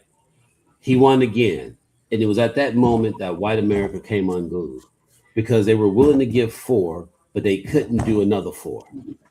So his policies became shit. His wife was a trans woman. He was everything bad. He didn't do nothing wrong. I mean, for Christ's sakes, he won the election again because he did such a wonderful fucking job. It happened that way. And fucking they were disgruntled. And it scared them to the point where they psychologically wanted to ensure that every aspect of their life in this reality, regardless of anyone who isn't white, to ensure the integrity of white is upheld. So everything has to fucking be white. Everything. Oh, Ariel's about to be black. Oh my God, bitch is a fairy tale. You know what I'm saying? It's fake, but you're so used to white representation that the thought of it, you know, the thought of the changing, like Nick Fury, he went from white to black. Oh my God. Let's not talk Samuel Jackson, the best Nick Fury, hands down. Let's not talk about Miles Morales. And not only that, they made Miles Morales stronger than Superman or Spider-Man. He can, like, right now, Miles can kill Peter.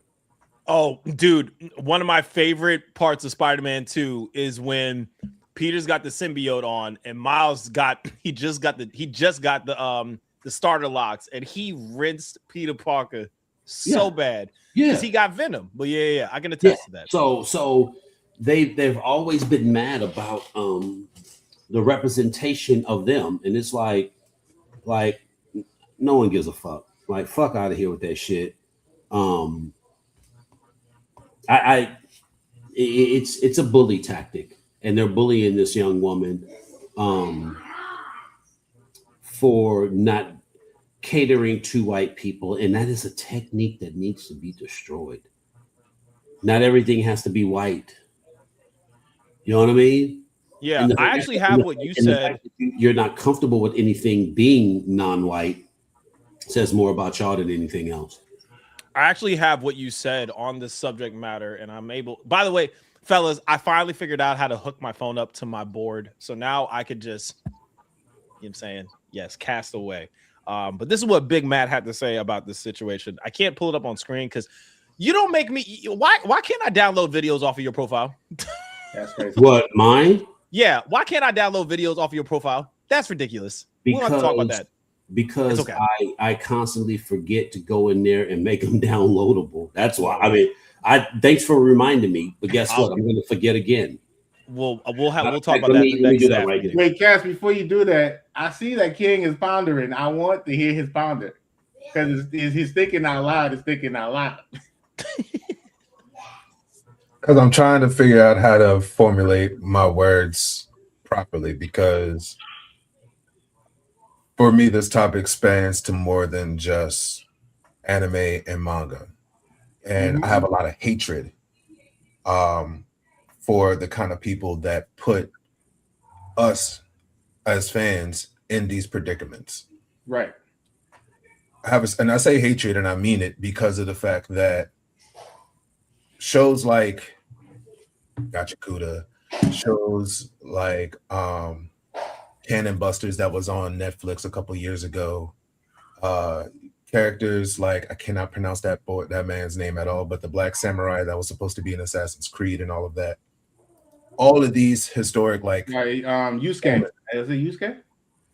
I think it's something of that nature. But like all of these moments where, mind you, The Black Samurai is based on a real legitimate person. He is in the history books in Japan. He's legitimately in the history books. All of you certain type of fans that you call yourselves, you whine, cry, bitch, and complain, threaten the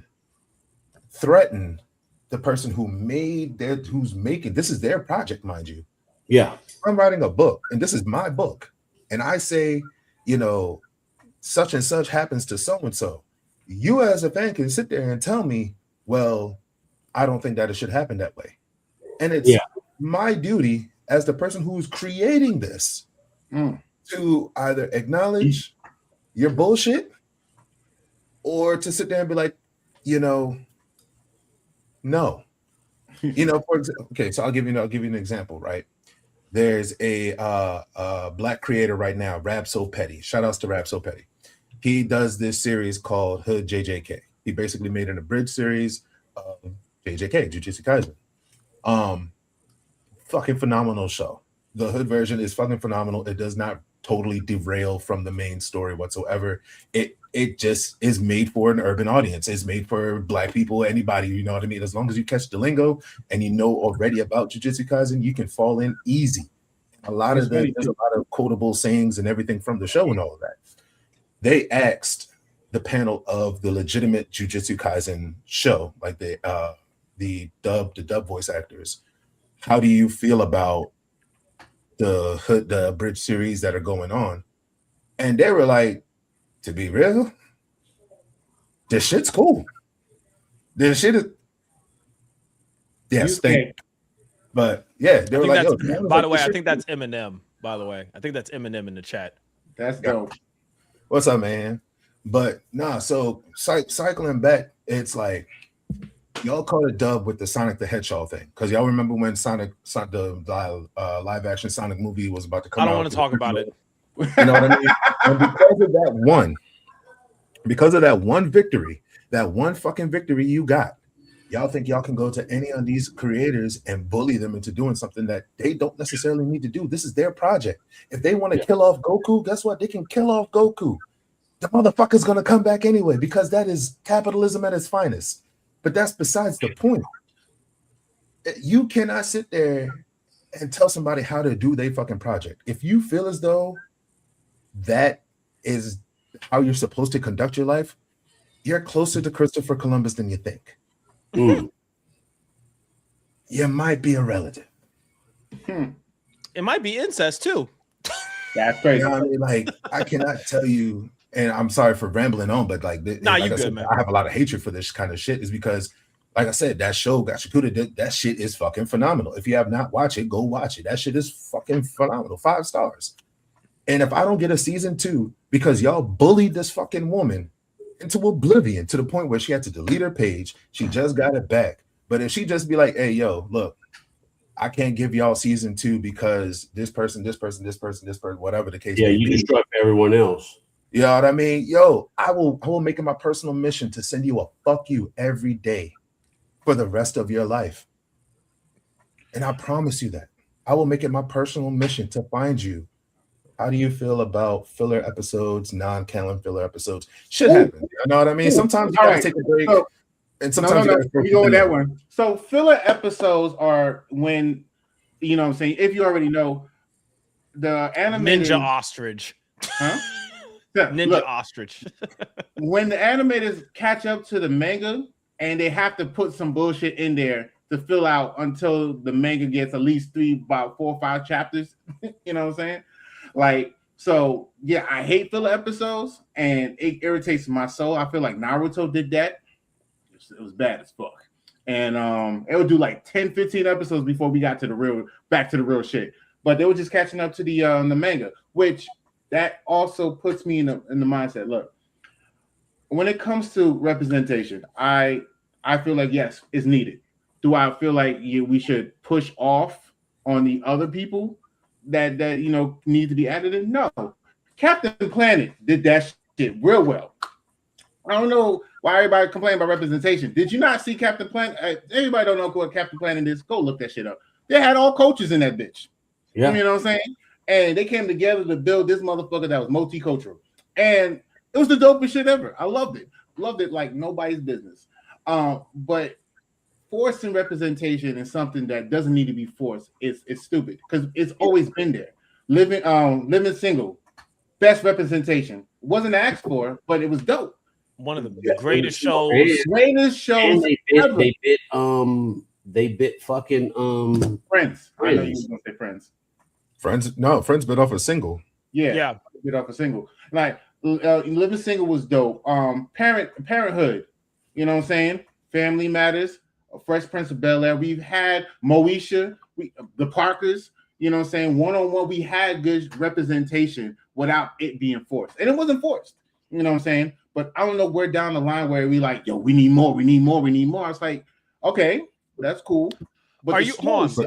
Let me make sure I'm understanding what you're saying. So are you saying like we need more like representation when it comes to like BIPOC, Black, Indigenous people of color, or like representation when it comes to like white people feeling like they're because they're being decentered, they're being marginalized? We need balance. We had Fresh Prince of Bel-Air, they had Step by Step.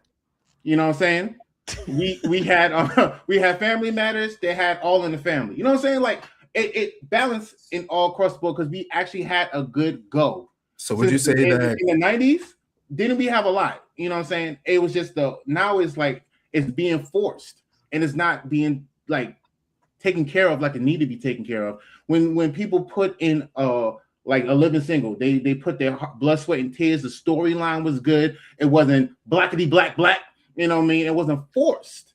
You know, and like like we was just throwing up the peace sign every 5 minutes. No, bro. We had Christmas episodes. We had Halloween episodes. We had good time. It was a blended, and we wasn't feeling like we was attacked every freaking day. When you watch Living Single, you didn't feel nothing about white culture attacking any of them throughout that whole season. You might have had 1 or 2 episodes, but it wasn't every episode or every other episode. This is what I mean by just forcing the shit. You know what I mean? And making other people feel bad about their shit. Yes, it happened, but does it have to be in our entertainment? And you know what I mean? I watch TV to relax. You know, you feel me? Not to feel like, damn, I'm black. Okay, so I'm glad you say that because this is me putting, and I'm saying this on live, and nah, it's okay. I was gonna have to edit anyway. It's all right. No. Like my black card might get revoked out of this, but I don't really watch a lot of black sitcoms because I get bored with being reminded that I'm black. And what I mean by that is like I've never seen an episode of Power because that storyline of that's not a sitcom though. I wouldn't count that as a sitcom. It still tells the story of black that we already know. If that makes sense. Yeah, I got you. So like shows like Power, shows like I watched Empire for a little bit, The Shy, all these other kind of stories, even some of the Tyler Perry stories and stuff, I don't really watch because it's storylines that I've already seen before, I've heard before, and there's no real nuance to it. Like, how many times can we sit there and tell a story about someone in the black culture selling drugs? How many other different ways is this really going to go? Now, I say that to also make the other point and argument that I'm also kind of part of the problem because I should, in a way, also be supporting these black creators doing these black stories in the same sense where us as a black community really don't divulge much in the people that are making, like the black animes or making the black mangas or making the black stories. Like there's phenomenal stories going on within our own community, within our own culture that does not get that same support that Marvel would get, that same support that DC would get. Right. You know what I mean? And it's one of those things where it's like, okay, we know we're only going to get so much here. And there's literally a person right next to us saying, hey, I literally did the entire thing. It's right here. But because it's not these people and it's not over here, we're not focused on it. You know what I mean? And question. When you think about our creator of Spider-Man, what was his name again? I know Kirby. You talking about Jim Kirby? No, the pretty much our main man, he passed away not too long ago. He was in all Stan Lee. Huh? Stan Lee. Stan Lee. Boom. Sorry, everybody. I knew his name. Leave me alone. We said it like 4 times. You were asleep at the wheel. My bad. Stan Lee. Anthony Mason, nigga. Anthony Mason made Spider-Man, nigga. I know what I'm talking about. No, but when you hear his name, do you think of his color? Stan Lee. Think about all the things that he's done. When he's the Michael Jackson of.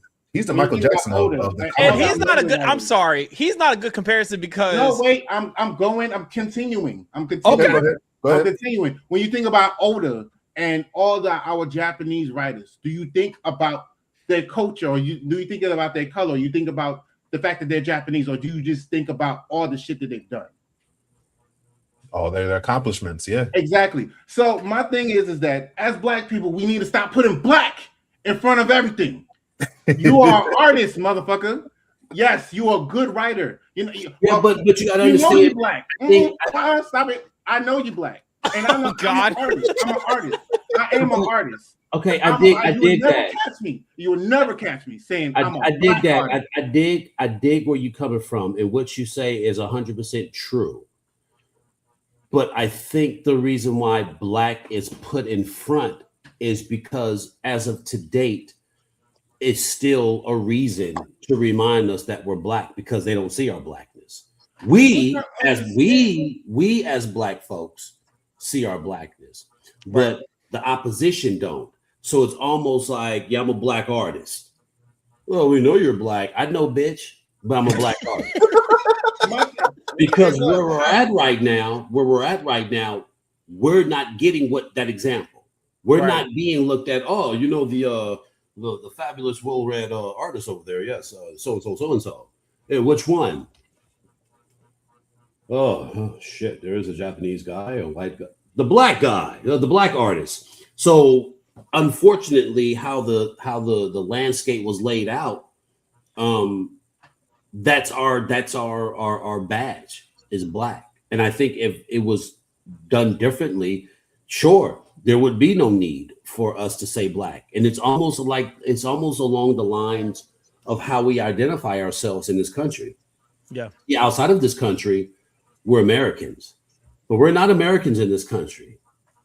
I'm Black, they're white, they're Chinese. So early on, it was established that we're not even a part of this nation. We don't even say Black American. Like, now I'm Black. We don't even say American. Why? Because it was constructed for us not to never be a part. And all we had was our color because we were killed over our color. So you got to understand, though, I understand where you're coming from. Like, there's no need to say it. And, you know, if you don't say it or if they don't say it, Roger, we understand that. But the society, the conditioning, it's always going to be a reminder of who we are. Right. You know, now I'm the Black Nick Fury. Yeah, well, because if you weren't, it would be the white Nick Fury. Gotcha. But but it's like where we're at right now. It's like we shouldn't say it, but it at the same time the conditions calls for us to be like, I'm the Black, you know. So can I get in here? Those conditions, though. My thing is, I love my color. Don't get me wrong. Yeah. That's just a title, a part of me. It's not the whole me. You know what I'm saying? It will never be the whole me. You know what I'm saying? It's just a part of me. Oh snap! He's a dope artist. When you see him, and he's also Black. That's dope. That's an extra plus. And when it comes to us, you know what I mean? I don't want to just do art for just Black people. I want to do art for everybody. I want everybody. I don't do shit. You know what I'm saying? And I want everybody to feel like, okay, they can love my shit, you know? And I know there are parts of us are like, yeah, we let people too comfortable in our shit. Now we got, rappers that think they can rap and they ain't, they ain't Black. You know what I'm saying? And I understand fully. There's some pros and there's some cons. It's like a double-edged sword. But I, for one, we are people at the end of the day. But I feel like we stand out. We don't have to announce that we're Black. We already stand out. Can I get in here real quick? Mind if I get in here real quick? So yeah, get in. As a Black artist, because I am a Black artist. I think he was gonna say that shit. Why I feel like it's necessary. It's not for the people I'm trying to sell the art to. It's for myself, right? like I have to understand that there's certain challenges that I'm gonna face as a, like y'all know, King V, y'all know I'm writing a book, right? Fam, I told y'all, you know how hard it is to find a publisher as an author, especially as a Black author, fam? Yo, I mean, you're sitting over here trying to talk to people. They just as bad as the music industry. They're like, well, this is the ROI we want to.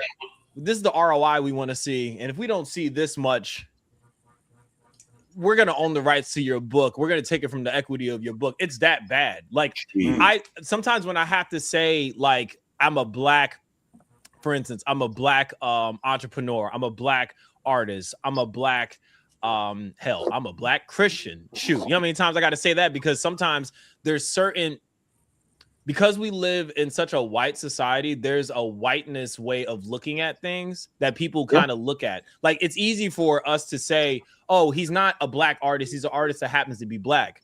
At the same time, like that Black artist knows that there's challenges and ways that he's not going to be able to fit in certain spaces just because he is indeed a Black artist. So unfortunately, when it comes to like people in certain spaces, fam, y'all know what I do. Like I do this for people behind the scenes all the time, but I will never get the looks that like say my white counterparts get just because they're white and I'm Black. I have to work twice as hard. That's me reminding myself I'm a Black producer. I'm a Black videographer. It's not so much of like me reminding you, it's me not forgetting, because sometimes, and we see this with instances where there's some of us that grow up in like the suburbs. We grow up we go to school in these PWIs, predominantly white institutions. We are in these spaces where we're not the major conglomerate in there. And it's very easy to start doing that erasure process. And then we got Negroes like Tim Scott, as Big Matt says, if he bites you, you die.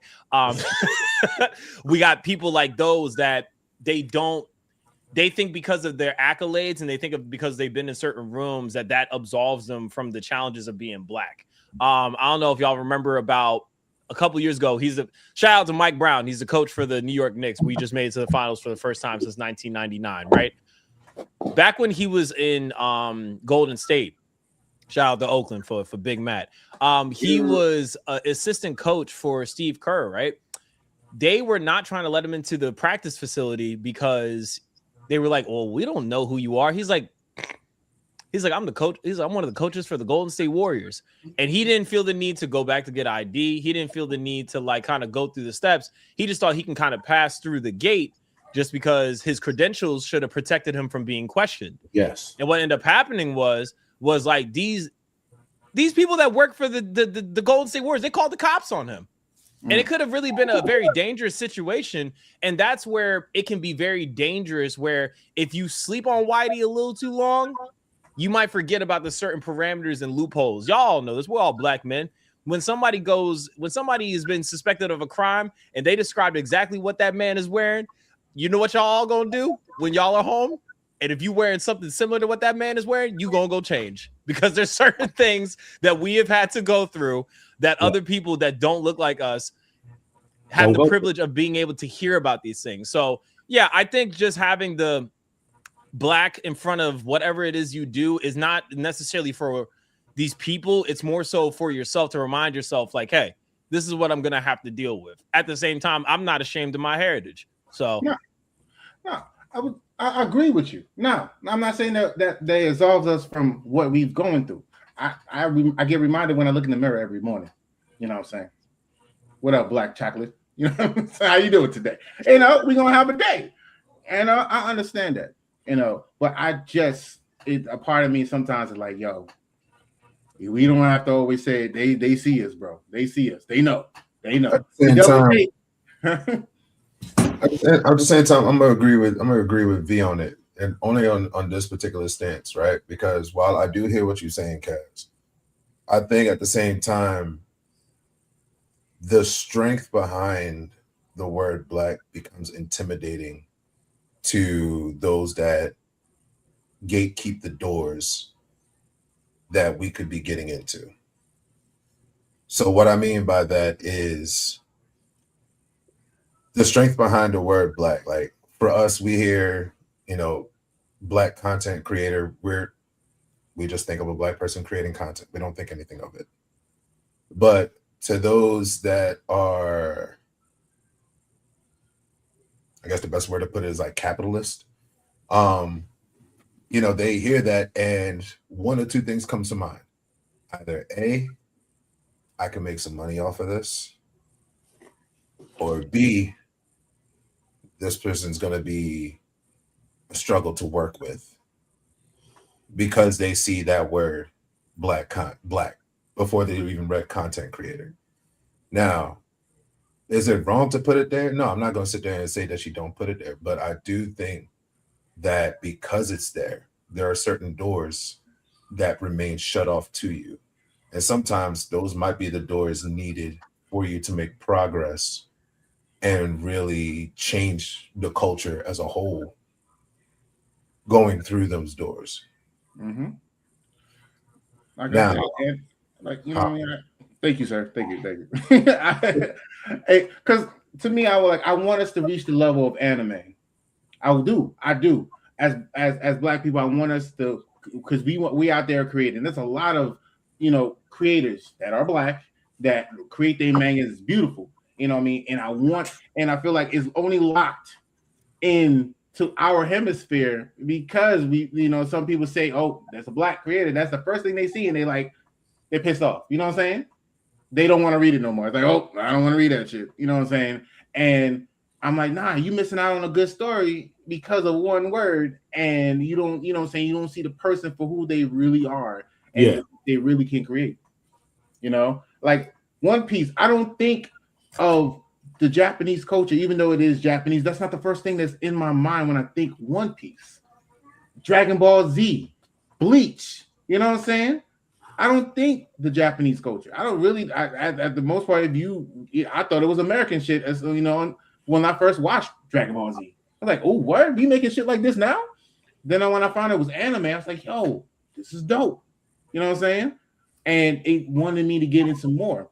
And I'm not speaking for me as a black person. If I see something black, I'm all for it. I support it. You know what I'm saying? But I'm speaking as a consumer, as a person outside the box looking in. Like, it's like I want everybody to consume it. I want everybody to love it. You know what I mean? Not because it's black, it's because it's good, because it's entertainment, because the art is right, because the story is dope, it's in depth, stuff like that. That's just where I stand on that. You know. Someone asked in the chat if we like JoJo. If you mean JoJo's Bizarre Adventure, yo, that is top tier anime right there. I'm mad at the fact that Netflix did not. I don't know what the hell that was, Netflix, but y'all got to fix that. Oh, shout out to My Hero Academia winning Anime of the Year, the last season. Yeah, there you go. But keeping the ball rolling, right? So we hit with this with anime culture, social medias, and everything like that. Keeping the ball rolling with it is social media, its toxicity, and the gender wars that are growing more and more each day, with people either just doing skits or just saying fucking nonsense on social media, like the red flag, green flag bullshit. You know what I mean? If he takes you any of these places, he doesn't have money, or he doesn't love you, or even just the social norms of what it means to be in a position to shoot your shot at you know, the opposite sex or the same sex, whatever you choose to fuck. For me personally, I ain't gonna lie to y'all. It's I get bored with it very fast, because hell yeah, how you gonna tell me what this person feels and or thinks just because they got me ribs from Applebee's? Ho, I said I wanted ribs from Applebee's. Like, they got me what the fuck I wanted. How am I gonna be mad? I said I wanted ribs. They was like Applebee's. I was like, bet. And here I am. So how am I going to sit there and be like, oh, you actually got me what I wanted? You must be a Leo. You must be out here talking to other dudes and shit. You talk to the guy that gave you the ribs. I can't trust you. What the It's fuck? just it's just meant for conversation. It's like introduction to a conversation. You know what I mean? So, but it's a conversation of stupidity, though, because then there are people out here who take this shit and they apply it to their real life. And then they turn around and end up single, and then they're bitching, whining, and complaining at the fact that they fucking single because you out here acting like an imaginary bitch. And that right there is why social media is so dangerous. It's because these things exist, and you have to have the know-how and the discipline to be like, but then a lot of people, they indulge in it, and oh well. Some people get on YouTube and watch cat videos. Some people get on fucking social media and fall into, you know, the luring of what they believe are standards. Like, you know, if a motherfucker take you somewhere, or three signs that so and so, like, that's just fucking people not knowing what the fuck they're talking about, having access to social media that could be otherwise damaging to everyone else. Like, you know, once again, this is why we need to attack. See, so what I think, honestly, I didn't mean to cut you off. So what needs to happen is what I do. When you see some stupid shit, call it out. Yes. You're like, this is the stupidest shit ever. Like, you have to ridicule people and like make them be like, oh, you're right. Damn, I was tripping. Yeah, nigga, you was tripping. Listen to this stupid shit. Like, you know what needs to go away? You know, the red balloon popping shit needs to go away. That shit needs to fucking go away. Like, the fuck are y'all like? Both of you are like, Yes. First of all, it is like 2:00 in the afternoon. If your ass is sitting up here with a fucking balloon in your hand, that means you ain't got a job. Or your motherfucking ass lied to your supervisor to have a day off just to pop a fucking balloon. In which case, you got a whole lot of shit that you need to work out. Like, you standing there, you don't work, huh? Y'all too young to look like y'all retired. One of the things that pissed me off, right, is the conversation that you see on social media every time you turn around is whether or not you get access to this person's phone, and if you can't get access, then this person don't trust you, and this and for. Let me explain something here, right? Listen very clear. I am soon to be 36 years of motherfucking age. I have been in and out of relationships, all that good shit. Fuck you. All right. Unless you paid my motherfucking bill and you have my motherfucking fingerprint and you fucked me so damn good, I'm cooking you breakfast in the morning. That's right. You ain't getting access to my fucking phone. I have told plenty in my since I've had a phone, and since this bullshit of you need to get into another person's phone to establish trust and shit, all that other good shit, I have had plenty of women since then, and I've told them the same thing over and over. The moment you ask for permission to get into my phone, or the moment I catch you breaking into my phone, or the moment that you sit there and bring my phone up in conversation, or bring up some dumb shit about me liking some post, or me making a comment on somebody's picture, or any of that shit, we immediately done. I don't care if we're on 95. I don't care if we're at KFC. I don't care if we're at your mama house. I'm dropping you off. We done. It's right then and there. I hate that. I don't play that. So it brings up an important topic of the same nature. Is, you know, I saw this lady. She was like, oh, you know, I mean, bring back men that go to work, and what the fuck they doing on social media? Men should be on social media. They should be at work, working, building some shit. You know what I mean? And I'm like, who have they forgotten who was the first person to introduce us to social media? My nigga Tom. For those who don't know Tom. MySpace motherfucker. Everybody had him in his friends list. Tom was my nigga. Who you think introduced us? You know what I mean? It was a guy that got us on social media like that. This has been a man's realm. You know what I'm saying? Oh, Lord. It started off that way. And if you don't know, I feel like why does the hate towards us and being on social media so bad? And mind you, so this will be interesting. So look, this will be interesting, and I'm curious to hear what you got to say, OG, because nigga, you be on social media all day. So, I finished the race. Fuck off. He did his job. Hey, you need to have a job, bitch. I'm retired. I literally can afford to sit on my ass all day and not do shit. Like, seriously, like, I'm retired. Correct me if I'm wrong. This for you is just nothing more than you just chilling on the front porch talking to the neighborhood. Shooting the shit. See? And that's why I'm capitalizing on all of it, because I'm retired. I have no strings, no sponsors, no contracts. I'm literally fucking Agent Smith or Neo, depending on which side of the bed I get up in the morning, to put out this shit on social media, man. So I mean, so they can say a man need to be working. Put it this way.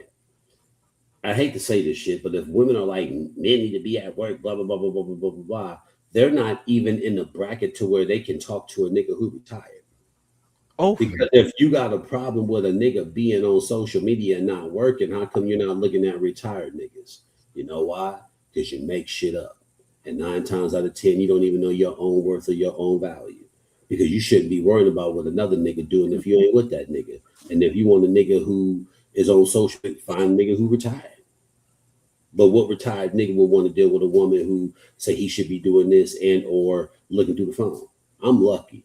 I'd leave my phone unlocked, my own, and even if she do, like, you know, I hate talking like this, but like niggas need to really like stop lying, women too, and just be honest on who you are and what you want out of a marriage. Amen.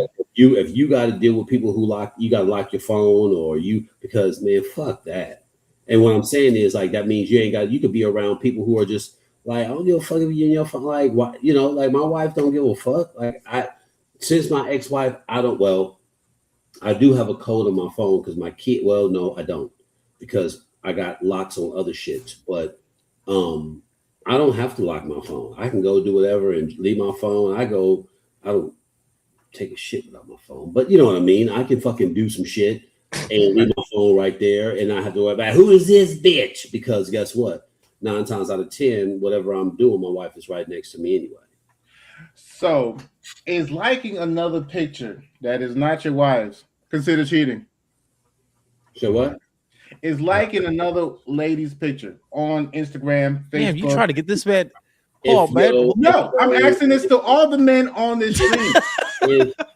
if I feel if you're with an insecure person who wants to control you, you know, yeah, it's cheating. If you're with a woman who gets mad because you liked another woman's picture, then okay, I'm gonna like a man's picture. You gay? Well, shit, liking a woman's picture piss you off, or me like a guy's picture. How come you ain't tripping off that shit? So it's the caliber of individual, man. Like, look, man, there's women out there who will be down to pull other bitches when you in the club. It's so many women out there that's with the shit. But if niggas is lying, man, you know what I'm saying? Because there's women, I don't give a fuck about your phone. And like, it's just, I don't know. Mine is dry anyway, except for when I started working with you. My God. It's a thing where, you know, I mean, you gotta find women who with the shit, man. And like, look, man, I love you to death, but every once in a while, whoa. Oh shit, I like girls too. Really? Yeah. I mean, so we for real. But here's the thing: how many men can handle that? See, how many men like? So I got asthma, so I can't. When I was with my ex-wife, right? I don't. When I was with my ex-wife, you know, it was just it was real like 500 times Earth gravity, right? It was just you know what I'm saying? When I got with Larry Bird, I think we were either dating. No, I think we were married because she was my ex-wife. So Larry Bird and I in the kitchen shooting the shit, talking. My phone go off. It's my ex-wife, and I'm looking at my cell phone. I'm looking at my wife, and she was like, "You gonna answer?" I was like, "Fuck no, I'm not gonna answer. That's a setup. You want me to answer? You can flash on me and shit." She was like, "Why would I? I'm not like that." She was like, "You've known her for 13 years. What, you gonna leave her for me?" And I was like, wait a minute. Nah, nigga, you about to set me up. But that's how niggas get conditioned. She was like, "I'm not like that. So I can answer the phone." She was like, "Yeah, why would I?" His name is traumatized. That's when it dawned on me. I was like, okay, if anything, she trusts me. That alone makes you look at yourself like, damn, like how responsible and mature are you to accept someone's trust? Like, I trust you. Wow. If I was 20, I probably have fucked it up. But at my age, like, you trust me. Am I worthy of trust? I don't know, nigga. Are you? Well, let's find out. Okay. So, you know, here we are, me being able, like, I could be right next to my wife and my ex-wife can call and we can shoot the shit. Homegirl, how do my titties look? Like, great. Wow. You know, look at that shit. Like, damn, she's super thick. Don't even trip. Why? Because who I am as a man, how my wife is. I'm just lucky and honored that I don't have one of these women who are insecure and be tripping over and trying to control and motherfucker, like, we too old for that shit. Like, we way too old. Like, nigga, we chilling like the ass end of a polar bear, man. Whatever. You know, because at the end of the day, it's nighttime. But I ain't gonna pick up and leave my wife and my kids, because the joke is this. She's white, I'm black in Texas. She get every goddamn thing. And if I got dreams, the too. So, you know, you take what you got and you have fun with it. But on all seriousness, no. When you've established trust and you're able to move a certain way because someone trusts you, you see the importance of that. And you don't tarnish that. And to have a person who is confident in themselves and not an insecure person and lets you be you, you're good, man. Exactly. Oh, they asking how long you and Larry Bird's been balling, brother. Say what? How many years you and Larry Bird been balling? Hey, babe, is it 10 or 11 years? It's almost 10. Almost 10 years we've been together. Yeah. Amen. Well, praise God, man. Amen. Let's go. Let's go. 10 years, man. Yeah. See, I like it. I like all the way around, because men is gonna be men. Do I stop liking what females look like when I'm married? No. Women are gonna be beautiful. They're gonna be. They're beautiful all day, every day. When I wake up, when I go to sleep, in my dreams, ass is ass, titties is titties. I've seen them. Come on, let's grow up now. You know what I mean? Will I stop? Hey, babe, I gotta take a second and look at some ass. No, I won't do that. She pointed out, I'm gonna look with her. But guess what? Guess what? If you play your position right, you and your girlfriend can look at the chick with the fat ass. Exactly. Really, and if you really got your P's and Q's, crossed T's and dotted I's, she'll go holler at her and be like, "Yo, come with us." You on the next level shit. You didn't find a form. That's No, I'm niggas talking about find a form shit. Like, what level is that? What I'm saying is these things are achievable. All you have to do is be forthcoming with who you are. You know what I'm saying? If this is who you are, you have to own that. If this is who you are, I'm this. Like, I love you to death, baby, but I be the man. This is how I get down. There's women who will be like, shit, nigga, I get down like that too. I think bitches are gorgeous. And if we together, we all can have fun as long as we understand that we in this together. But we gonna have, these things are real. They exist.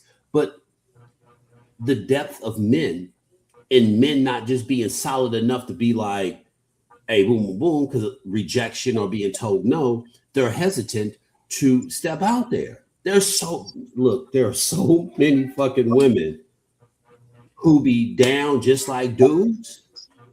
Like, for real, He's not wrong. But it's what you put out. You know what I'm saying? If you one of them dudes, like, I'm a flirt. I flirt with everybody. I see women, I flirt all the goddamn time. I couldn't be myself around my ex-wife like that. We'll be fighting. When you find someone who allows you to be you, when you find someone that it's like, let you be you, man, that's who you're supposed to be with. So a lot of men and women need to stop bullshitting themselves and invest more time. When you out there, I feel a lot of people just aren't being themselves. Like, they're uncomfortable to talk and to just be open. It's not always going to be a Barry Bonds on Balco, bottom of the ninth, home run. You might strike out. It's okay. You might even get hit by the pitcher. But if you keep locking in and you swing periodically, you might get a double, you might get a triple, you might hit it out the park. But it all takes time and you being consistent with who you are to where people that this is who he is. Like, he'll love you to death, but you know, he fuck with other women. Girl, you okay with that? We both do the damn thing. I didn't know that because I never found a motherfucker I could be comfortable with to share that with until I met this person. So now that I'm comfortable, yes, we definitely do this shit. It's no one's business, but it does open some eyes to like, oh, some people aren't comfortable, but when they find someone that makes them comfortable, oh shit change. You feel me? Actual. I'm gonna come in here real quick. So hearing him talk, honestly, and hearing a lot of the similarities as far as like the same thought process, it's fucking phenomenal. Because now I feel like if that's my final form to come, I am happy as shit. Is that what we're naming this episode? Final form. Final form. Final form. But I'm gonna say this part here is you have to block out all the distractions. You have to block out these stupid ass TikToks, then these dumbass IGs, and everybody else, you know, feeding you nonsense. And you gotta be, if you really want to be with this person, whether it's dating, whether it's marriage, whatever the fuck it is, if you're gonna go shoot that shot, you gotta establish and know, much like what this person's saying right here, but you gotta establish and know what you not even so much what you want out of it. You got to know how to be yourself consistently, much like what said earlier. Like, you got to be yourself consistently, but you also too got to be able to present that in a consistent manner and be able to handle the conversations that come with it. Because of the fact, for example, I'm gonna use myself. I'm a very blunt individual. I hate fluff. If I ask you, hey, do you want ketchup on your hot dog? All I need is a yes or no. Do not fucking tell me that the one time when you was 8 years old and you went to Burger King and they gave you a hot dog and there was ketchup, you saw a murder happen, and I don't give a fuck. I don't care. I didn't ask that. I didn't ask for that. Wait a minute. I just said, do you want a little bit too ketchup on your personal. hot dog? Yes or no? That's all the fuck I asked for. But that's just how I am. I'm very blunt. So like the way I come off, it can very much seem aggressive or like very not controlling, but like a crash out. And to a degree I am. But at the same time, when you know me behind closed doors, you're able to see, one, why I am the way that I am, why I talk the way that I talk, how I really, you know what I mean, get down and everything. Because I promise you, everything that you see here on our show right here is exactly me off camera. You could ask the guys. It's still he's me. not lying. Oh, he's not. He's not. So it's me through and through. But I also too, in my years of getting older, one thing that if I could even say to anybody listening is when you're talking to someone and you're trying to get to know them and you're also having that conversation, you have to listen to understand and not listen to respond. Not all the time do you need to have a comparison to what somebody is saying. Sometimes you just got to shut the fuck up and listen to them. Sometimes again, you need to reassure them about something. And sometimes again, you got to call them out on their bullshit, but you have to listen to understand and read the room. Go back to the shop. You know what I mean? Not every time When your hair is long. you talk to this lady or you talk to dude or whoever, you got to tell them the toughest story about how you was Billy Badass. Not all the time do they care about you being Billy Badass. Sometimes they just want to know, okay, how are you doing today, Billy? Is Billy okay? Facts. You know what I mean? And we get so caught up in what the social norms are and the stupid ass what they're bringing to the table and can they bring this to the table? And I don't give a fuck about the table. Is there food on it? Are we going to eat on it? Are we going to fuck on I it? told a young woman that I was like, next time a man asks you what you bring to the table, you say, bitch, a knife and fork because I'm hungry. Damn I'm right. saying, like, are we talking about food? Am I eating you out on the table? Am I fucking you on the table? Like, why do I care about this fucking table? I don't give a shit about the table. At the end of the day, in the great land of 2026, we have objectives. They don't give a fuck about gender. That electricity bill, don't give a fuck about your gender. That car payment could give a shit less about your fucking gender. That job that you need to apply for, that you need to get because them previous 2 bills are backdated and they're waiting to turn your shit off, don't give a fuck about your gender. Well, in the questionnaire, they do ask male, female, and other. But yeah, I get it. But they don't specifically give a fuck in the context. So why the hell in this time of 2026, why do I give a fuck about what you're bringing to this superficial table? I could give a shit. Can I answer that? No. What I care about is, are you able to manage and handle yourself? What I care about is, if we are going to build this together and we are going to build this foundation together and all this other good shit, should something happen to me, can you continue carrying on? I can give a fuck less about how you're going to be able to complement my skill set and everything like that. We can manage and figure that shit out through conversation. That's fine, cool and dandy. But can you handle yourself and equip yourself in a manner to where whatever we built doesn't get lost in the wind? There's been so many families, especially Black families, where whether it be the mother, whether it be the father, or husband, whatever, somebody dies and everything that they've built, all however many years of estate and all that shit that has been built has been washed away because someone was not able to carry on for whatever reason. They were I don't want to say weak, but they were not strong enough to handle that shit. So it's like, in this time frame, in this climate, in this era that we're in right now, I don't give a fuck about your gender roles. I could give a fuck less if you know how to cook and clean. You can figure that out. We can teach you. We can work this the fuck out. That's fine, cool and dandy. But what I need to know is, are you strong enough to handle what comes with the life that we are trying to build together? Are you strong enough to deal with me when I'm out here busting my ass for 23 out of 24 hours to make sure that I'm keeping my end of the deal? Are you ready to deal with me when I have my mental breakdowns? Are you ready? Am I ready to deal with you when you're having your mental breakdowns? Are you able to communicate with me? Well, here's the answer to that question. No. No one is. No one is ready for anything they've never experienced and never went through.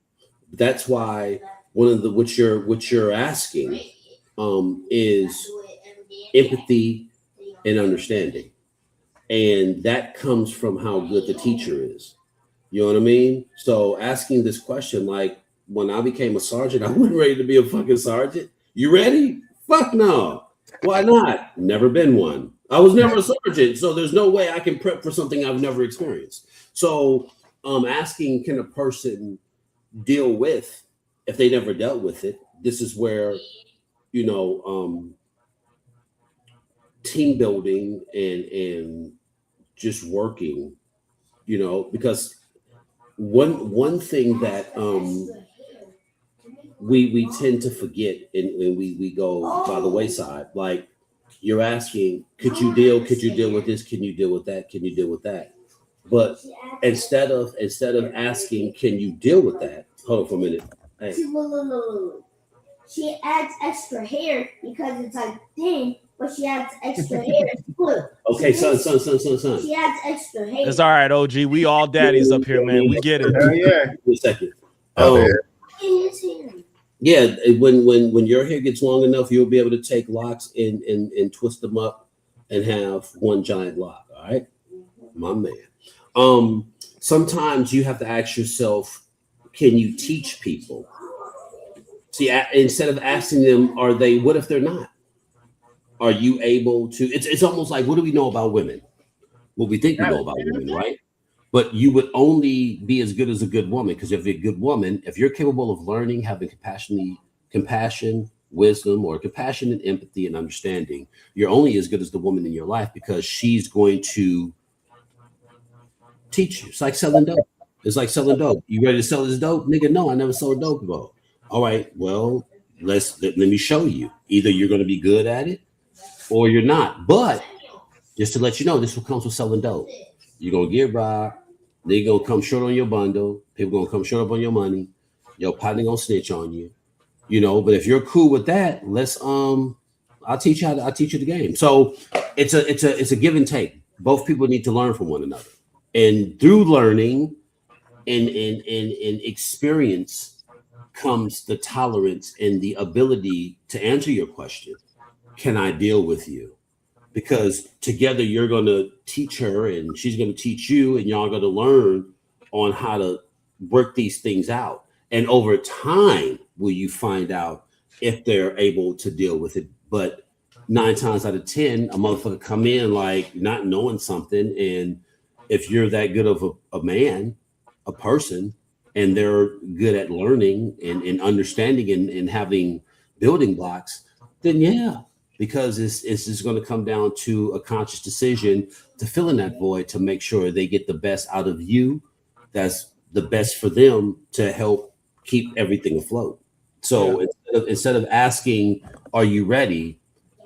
I would suggest you look at it as if like, what can I teach this person? Because a union, you're supposed to learn from one another. That's what it comes down to. You guys also got to add in, is this person teachable? Now, well, you should find that out way early on. Like, I mean, this is something that should already be established just based on fruition and conversation. Like, I don't know. I think another factor with that is too, is what you want to teach you valuable to you, valuable to us, or valuable to them? That's all of it. All of it. I say that because like we talked about this a while back. We covered the Janai Aiko and the Big Sean thing where, you know, she wanted to get married, right? And they were like, yo, like we were like, yo, how could this happen? This is grimy. And I said something along the lines of like, how do y'all know that Sean didn't tell her a long time ago, sis, I'm not trying to get married? And how do you know that she didn't try to like change him over time? Like you sometimes, like whether we want to admit it or not, there's a lot of times where we look at dating like people that flip houses. Like, this looks like a dump right now, but if I change the infrastructure and I deconstruct this and rebuild this back up in my image, I'll be able to put this back on the market and it would look better than it did when I first got it. And sometimes we look at other people the same way. We look at them as projects, right? And sometimes like you over here thinking, oh, I want them to stop doing this and this and this and this. And how do you know that they're not satisfied with where they are? Right. Yeah. So I think when it comes to that, it's like, I would also frame the question as like, is the person willing to be taught? Because some people are teachable, but it's just like, nigga, I am not interested in what you selling. And I'm completely content in living my life in the capacity that I'm living it at. At the same time, you got to stop taking every time that somebody's rejecting your teachings as an indictment on you as a man or as a woman. You know what I'm saying? And vice versa, right? Because I feel like sometimes when people reject our ideologies, we have to then take it on as like, oh, they're rejecting me somehow. And it's like, yes, they are, but that's because you want something for them that they probably never wanted for themselves. Exactly. And remember this. I hate to use this analogy, but the woman gonna choose anyway. We have no choice in that. Women choose. Remember that. No matter how dope and fresh you think you are, the woman gonna choose. If she don't choose you, she don't choose you. If she ain't with the program, she ain't with the program. That's another thing. Like, all right, cool. It ain't no harm, no foul, like you say. You know, it's not an attack on you, but that's the beauty of dating, and that's the beauty of choice. Like, you know, you shoot your shot. Hey, baby, this how I get down. This how my program is. Either she gonna be with it, like, okay, we can work this shit out and see what's good, or like, nah, I'm cool. I'll get down like that. I bet. But ultimately, you know who you are as a man. The woman is ultimately going to choose up and be like, okay, well, he makes me feel safe. A, B, C, D, blah, blah, blah, blah, blah. Okay, I'm going to choose to roll with you because I don't care who you are. There's two things that are important, life and time. And when you deal with the right person, you'll know, you know. It's the people's uncle. The people's uncle. Damn. I refuse to call you Unc. I've known you for so long now. Crazy? It's weird for me. So what's weird about this the people's uncle. So I rode with some other cats, man. Shout out to The Greatest Foe podcast, which is freedom of expression, where we mix hip hop and wrestling, right? And we had this young lady, she's fucking phenomenal. She's wrestling now, but she was doing cosplay. She did a damn good Bianca Belair. They thought it was really her, like, so she's really dope. And we were talking about the wrestling business being the heel. I always saw myself as a heel, but they're like, no, nigga, you a face. You might not be a baby face, but you're a face, which is the good guy. And I'm like, you see, like, yeah, dude, like, and hear this person, I'm the people's uncle, so I would be a face, you know, like that's the people's uncle. Like, fuck, like, I'm Vegeta, bitch. I ain't fucking the people's elbow or the people's uncle. Like, I'm Vegeta. Like, I know this nigga, but fine, I'll be the people's uncle, man. Fine, fuck it. You know? That's crazy. Let me say one last thing before we wrap this up. All right. With the whole social media thing, everybody's mind is just feeling like some people are joining a group and becoming a monolith in that group, and it's like an echo chamber of nonsense, and it's being repeated over and over. Man ain't shit, man ain't shit. As a man, and I hate that term, like, it's deep in my soul. As a man, you should, and I'm like, you can't tell me because you don't got a twig and two berries. I'm sorry. You can't really tell me what a man is. At the end of the day, I'm just becoming a man myself. So, there is no book. And I want to tell everybody, there is no book out there that tells you what it is to be a man. You are who you want to be. As a man, you can be who you want to be. There's nothing strapping you to being a certain type. I am a geek. I love anime. I love watching anything geek style. You know what I'm saying? I'm an adult with adult money, and I buy anything to decorate this bitch. You know what I mean? And I have a good time. If you like it, I love it. If you don't like it, there's the fucking door. You know what I'm saying? No one can ever look at me and say, as a man, you should. Shut the fuck up. I'm fucking living, and I'm enjoying my life, and it doesn't make you, as a man who's doing the quote-unquote man role, you're going to work, you're you know what I'm saying, you're doing them hours, you're taking care of a whole family. I do the same shit and still have a good fucking time. Men retire and die. Do you know how crazy that is? Men work all their lives to retire. In 5 years or not even 3 years, they can't even enjoy their retirement. They're gone. So, as a man, as men on this cast, figure out yourselves what it means to be a man for you. You know what I'm saying? What that means to you when you look in the mirror. What does that mean to you? Whatever definition you come up with, that's yours. You cherish it, you enjoy it, and you might be able to get to a final form like this motherfucker.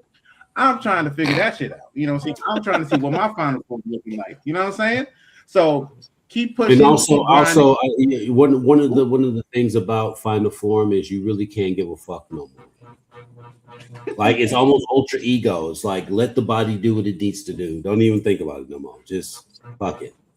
Once the final form, I would say my final form, and I forgot to mention this. One of the final forms is when you reach a point. They say you have what is that word I'm looking for? Midlife crisis, right? So you're having a midlife crisis because I got some grills and shit. I'm in Houston. I might as well get some grills, get some friends and shit. Like, nigga, you 47, you need grills. What's the culture? But then it dawned on me. I was like, when you no longer subscribe to societal norms, when you no longer subscribe to it, that's your final form. Because at the age of 48, I was like, I don't have to be 48. Exactly. What the fuck I want to do? If I want friends, I can get friends. If I want to do this, if I want to do something to where you 48, I don't give a fuck.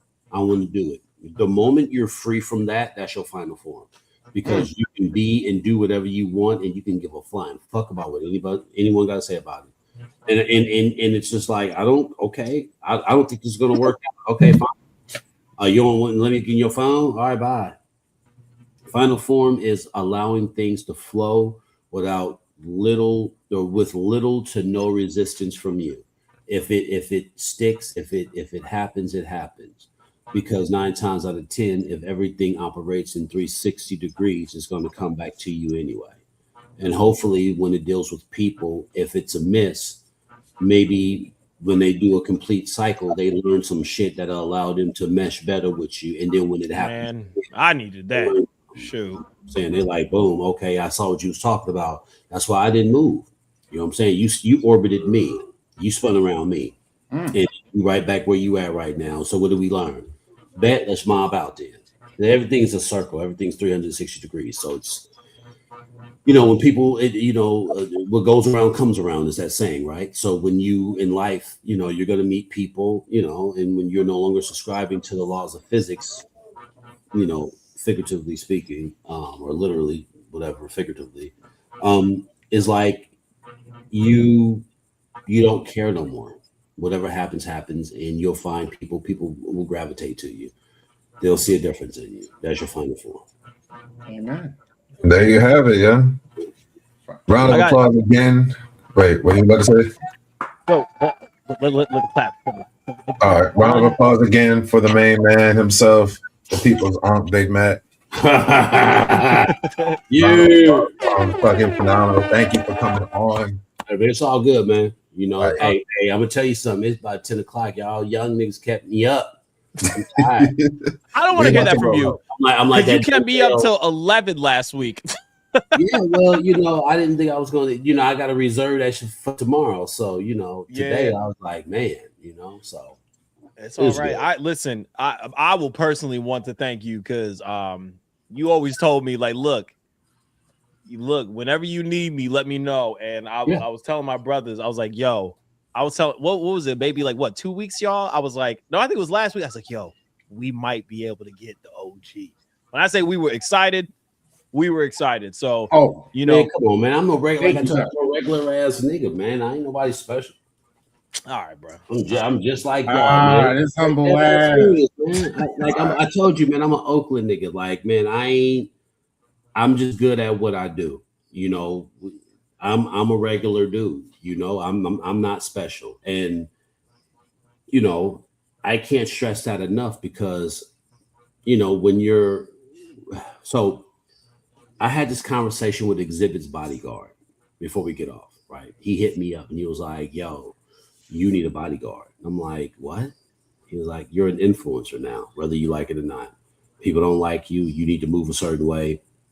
You shouldn't be in Las Vegas by yourself at WrestleCon. You needed somebody with you. And I was like, but it don't matter. And I'm just like, I accept it for what it is, but I just want to be a regular nigga. I don't want to be looked at as no one different. I'm just, what makes me pop, what makes me stand out from everyone else is that I don't have a fucking job. Like, that's it. I don't have a job. So they can't be like, oh, we saw your social media and, well, we don't feel comfortable. Nor can people who don't like me mass report me to my job. So the only reason why I'm doing what I'm doing and I'm fully capable is because I don't have a job. I don't think that makes me special at all. Does it make me nothing more than a man who is utilizing the fact that I have no job to be the voice of people? And your new name should be Tommy. So you ain't got no job. Right? Yeah, something, and as appreciative as I am, I don't want to, I never want, I don't feel I've done anything magnificent to be like, oh shit. Now maybe if I interview someone and I take off with the podcast, that would be a little bit more of an incentive to be like, okay, you interviewed Exhibit and Snoop and all these high profile celebrities. Like, no, you have access to these people and they're on your platform. Like, okay, you got to move different. But me just smashing on racist white people and racism and injustice, everyone's doing that. And they're doing a little bit more than me because they're boots on grounds. I'm more of the intellectual. Because if I'm out there, I'm killing niggas. That's just what it is. There is no hands up, no protesting. I'm mobbing on niggas. Like I'm trying to hurt somebody. So it's best that I'm reserved at the house to just be that intellectual voice, to speak and drop seeds to keep people, thinking in a way and slowly, nudging them. Like I can't give you the answers, but the answer's C. You know what I'm saying? Like so that So that I don't think that's special. I don't think. Well, I think a lot of you, sir. I think of you as special. Ever since we connected, years ago. Yeah, man. So my last question is for you, Big Matt, double OG. You know what I'm saying? What are things that you got working on? I pretty much know this, but if you could tell us, what can we expect from you in the future? First off, you're also welcome back here anytime. I think I speak for these gentlemen. You are welcome back here anytime. You know Appreciate it. You have truly blessed us. King, speak yourself. Yes, I would like another king up here. 2 kings. Oh, wonderful, wonderful. For sure. But yeah, let us know things that you got coming up, things you're working on, projects, causes. Okay, well, but Can You Take a Punch podcast every Friday, 7 p.m. Central Standard Time, Texas time. Lightweight working on music. Like I said, I'm gonna be on Afro's joint in August, but I'm working on the podcast and slowly gaining momentum. Other than that, I ain't really got nothing going on at all, really. Plus, you and me got a track in the future. Don't forget that. You still owe me a feature. You still owe me a feature. We still gotta get the steep for that. For sure. Yeah, most definitely. I'm actually working on a track with my homie Big Chief Smash out the Bronx, man, called Fuzzy Felons. It's already recorded. It was almost like the Rock Roller, where we had a verse apiece and we could have dropped another verse. So he dropped his verse and then I got to drop another verse, and then we're going to push it out. And if we can make it happen, it's going to be like Muppets and shit. You know what I'm saying? Like the whole Sesame Street vibe. So yeah, man. Oh, and I'm a part of Rayshawn, the urban. Right. So Matt actually texted me. Rayshawn is back up. It's up. Well, it's up. Rayshawn is up. So if you could do me a favor, OG, can you talk to us about what Rayshawn is? Rayshawn is an AI system built for Black people by Black people to give Black people a voice in this society where it seems like everyone is thinking white, talking white. And when I say talking white, not the formal, but the talks of white. Everything is white this, white that. There's nothing for Black people. So I'm proud to present an all Black and Black owned AI that's geared towards us, utilizing lingo that makes it easier for us to learn and not have to subject ourselves to how other people talk to us, but how we talk to one another. RayshawnAI.com. It will be in the App Store next week. Whenever you get home, like go back to, because it's up right now. He just told me it's up. So if you from Be More, hit it up, drop some, just talk, interact, and see if it's authentic to Be More in the lingo and how y'all talk to one another. And the moment it goes hot, it's gonna be, in my opinion, something big. And I look forward to being a part of something that finally gives us something in the grand scheme of things that could be geared towards us. You know what I mean? Because no one's talking about it, nor is it even available, or prior to that, if that makes any sense. Yeah, for sure. Well, definitely reached the part of the show where we got to close up, unfortunately. Because if we let Cass continue going on this shit, we'll be on here for about another 7 hours. So before he does that shit, ladies and gentlemen, first and foremost, we want to thank you for watching. If you've made it this far, we love you to death. You truly are a bag of chip. Doesn't matter what flavor, we love you all the same. Shout outs and round of applause again for coming through to the People's Unk. Give it up again for Big Matt. People's Unk. The fucking phenomenal, man. Check out his podcast. It's, like I said, every Friday. Make sure you check it out. Can You Take a Punch? We would do Words of Wisdom, but about 2.5 of us are tired of shit. So the best thing we're going to say is stay hydrated, cut the bullshit, take your vitamins, and fuck the people that don't like you. Fuck them. Absolutely. The long way. This has been another beautiful episode of Too Much Dip on the Chip. I am King. There's V. What it do? Big Matt is over here, I think. And Cass is over there. We are out. Love y'all. See y'all next. See y'all next week, y'all.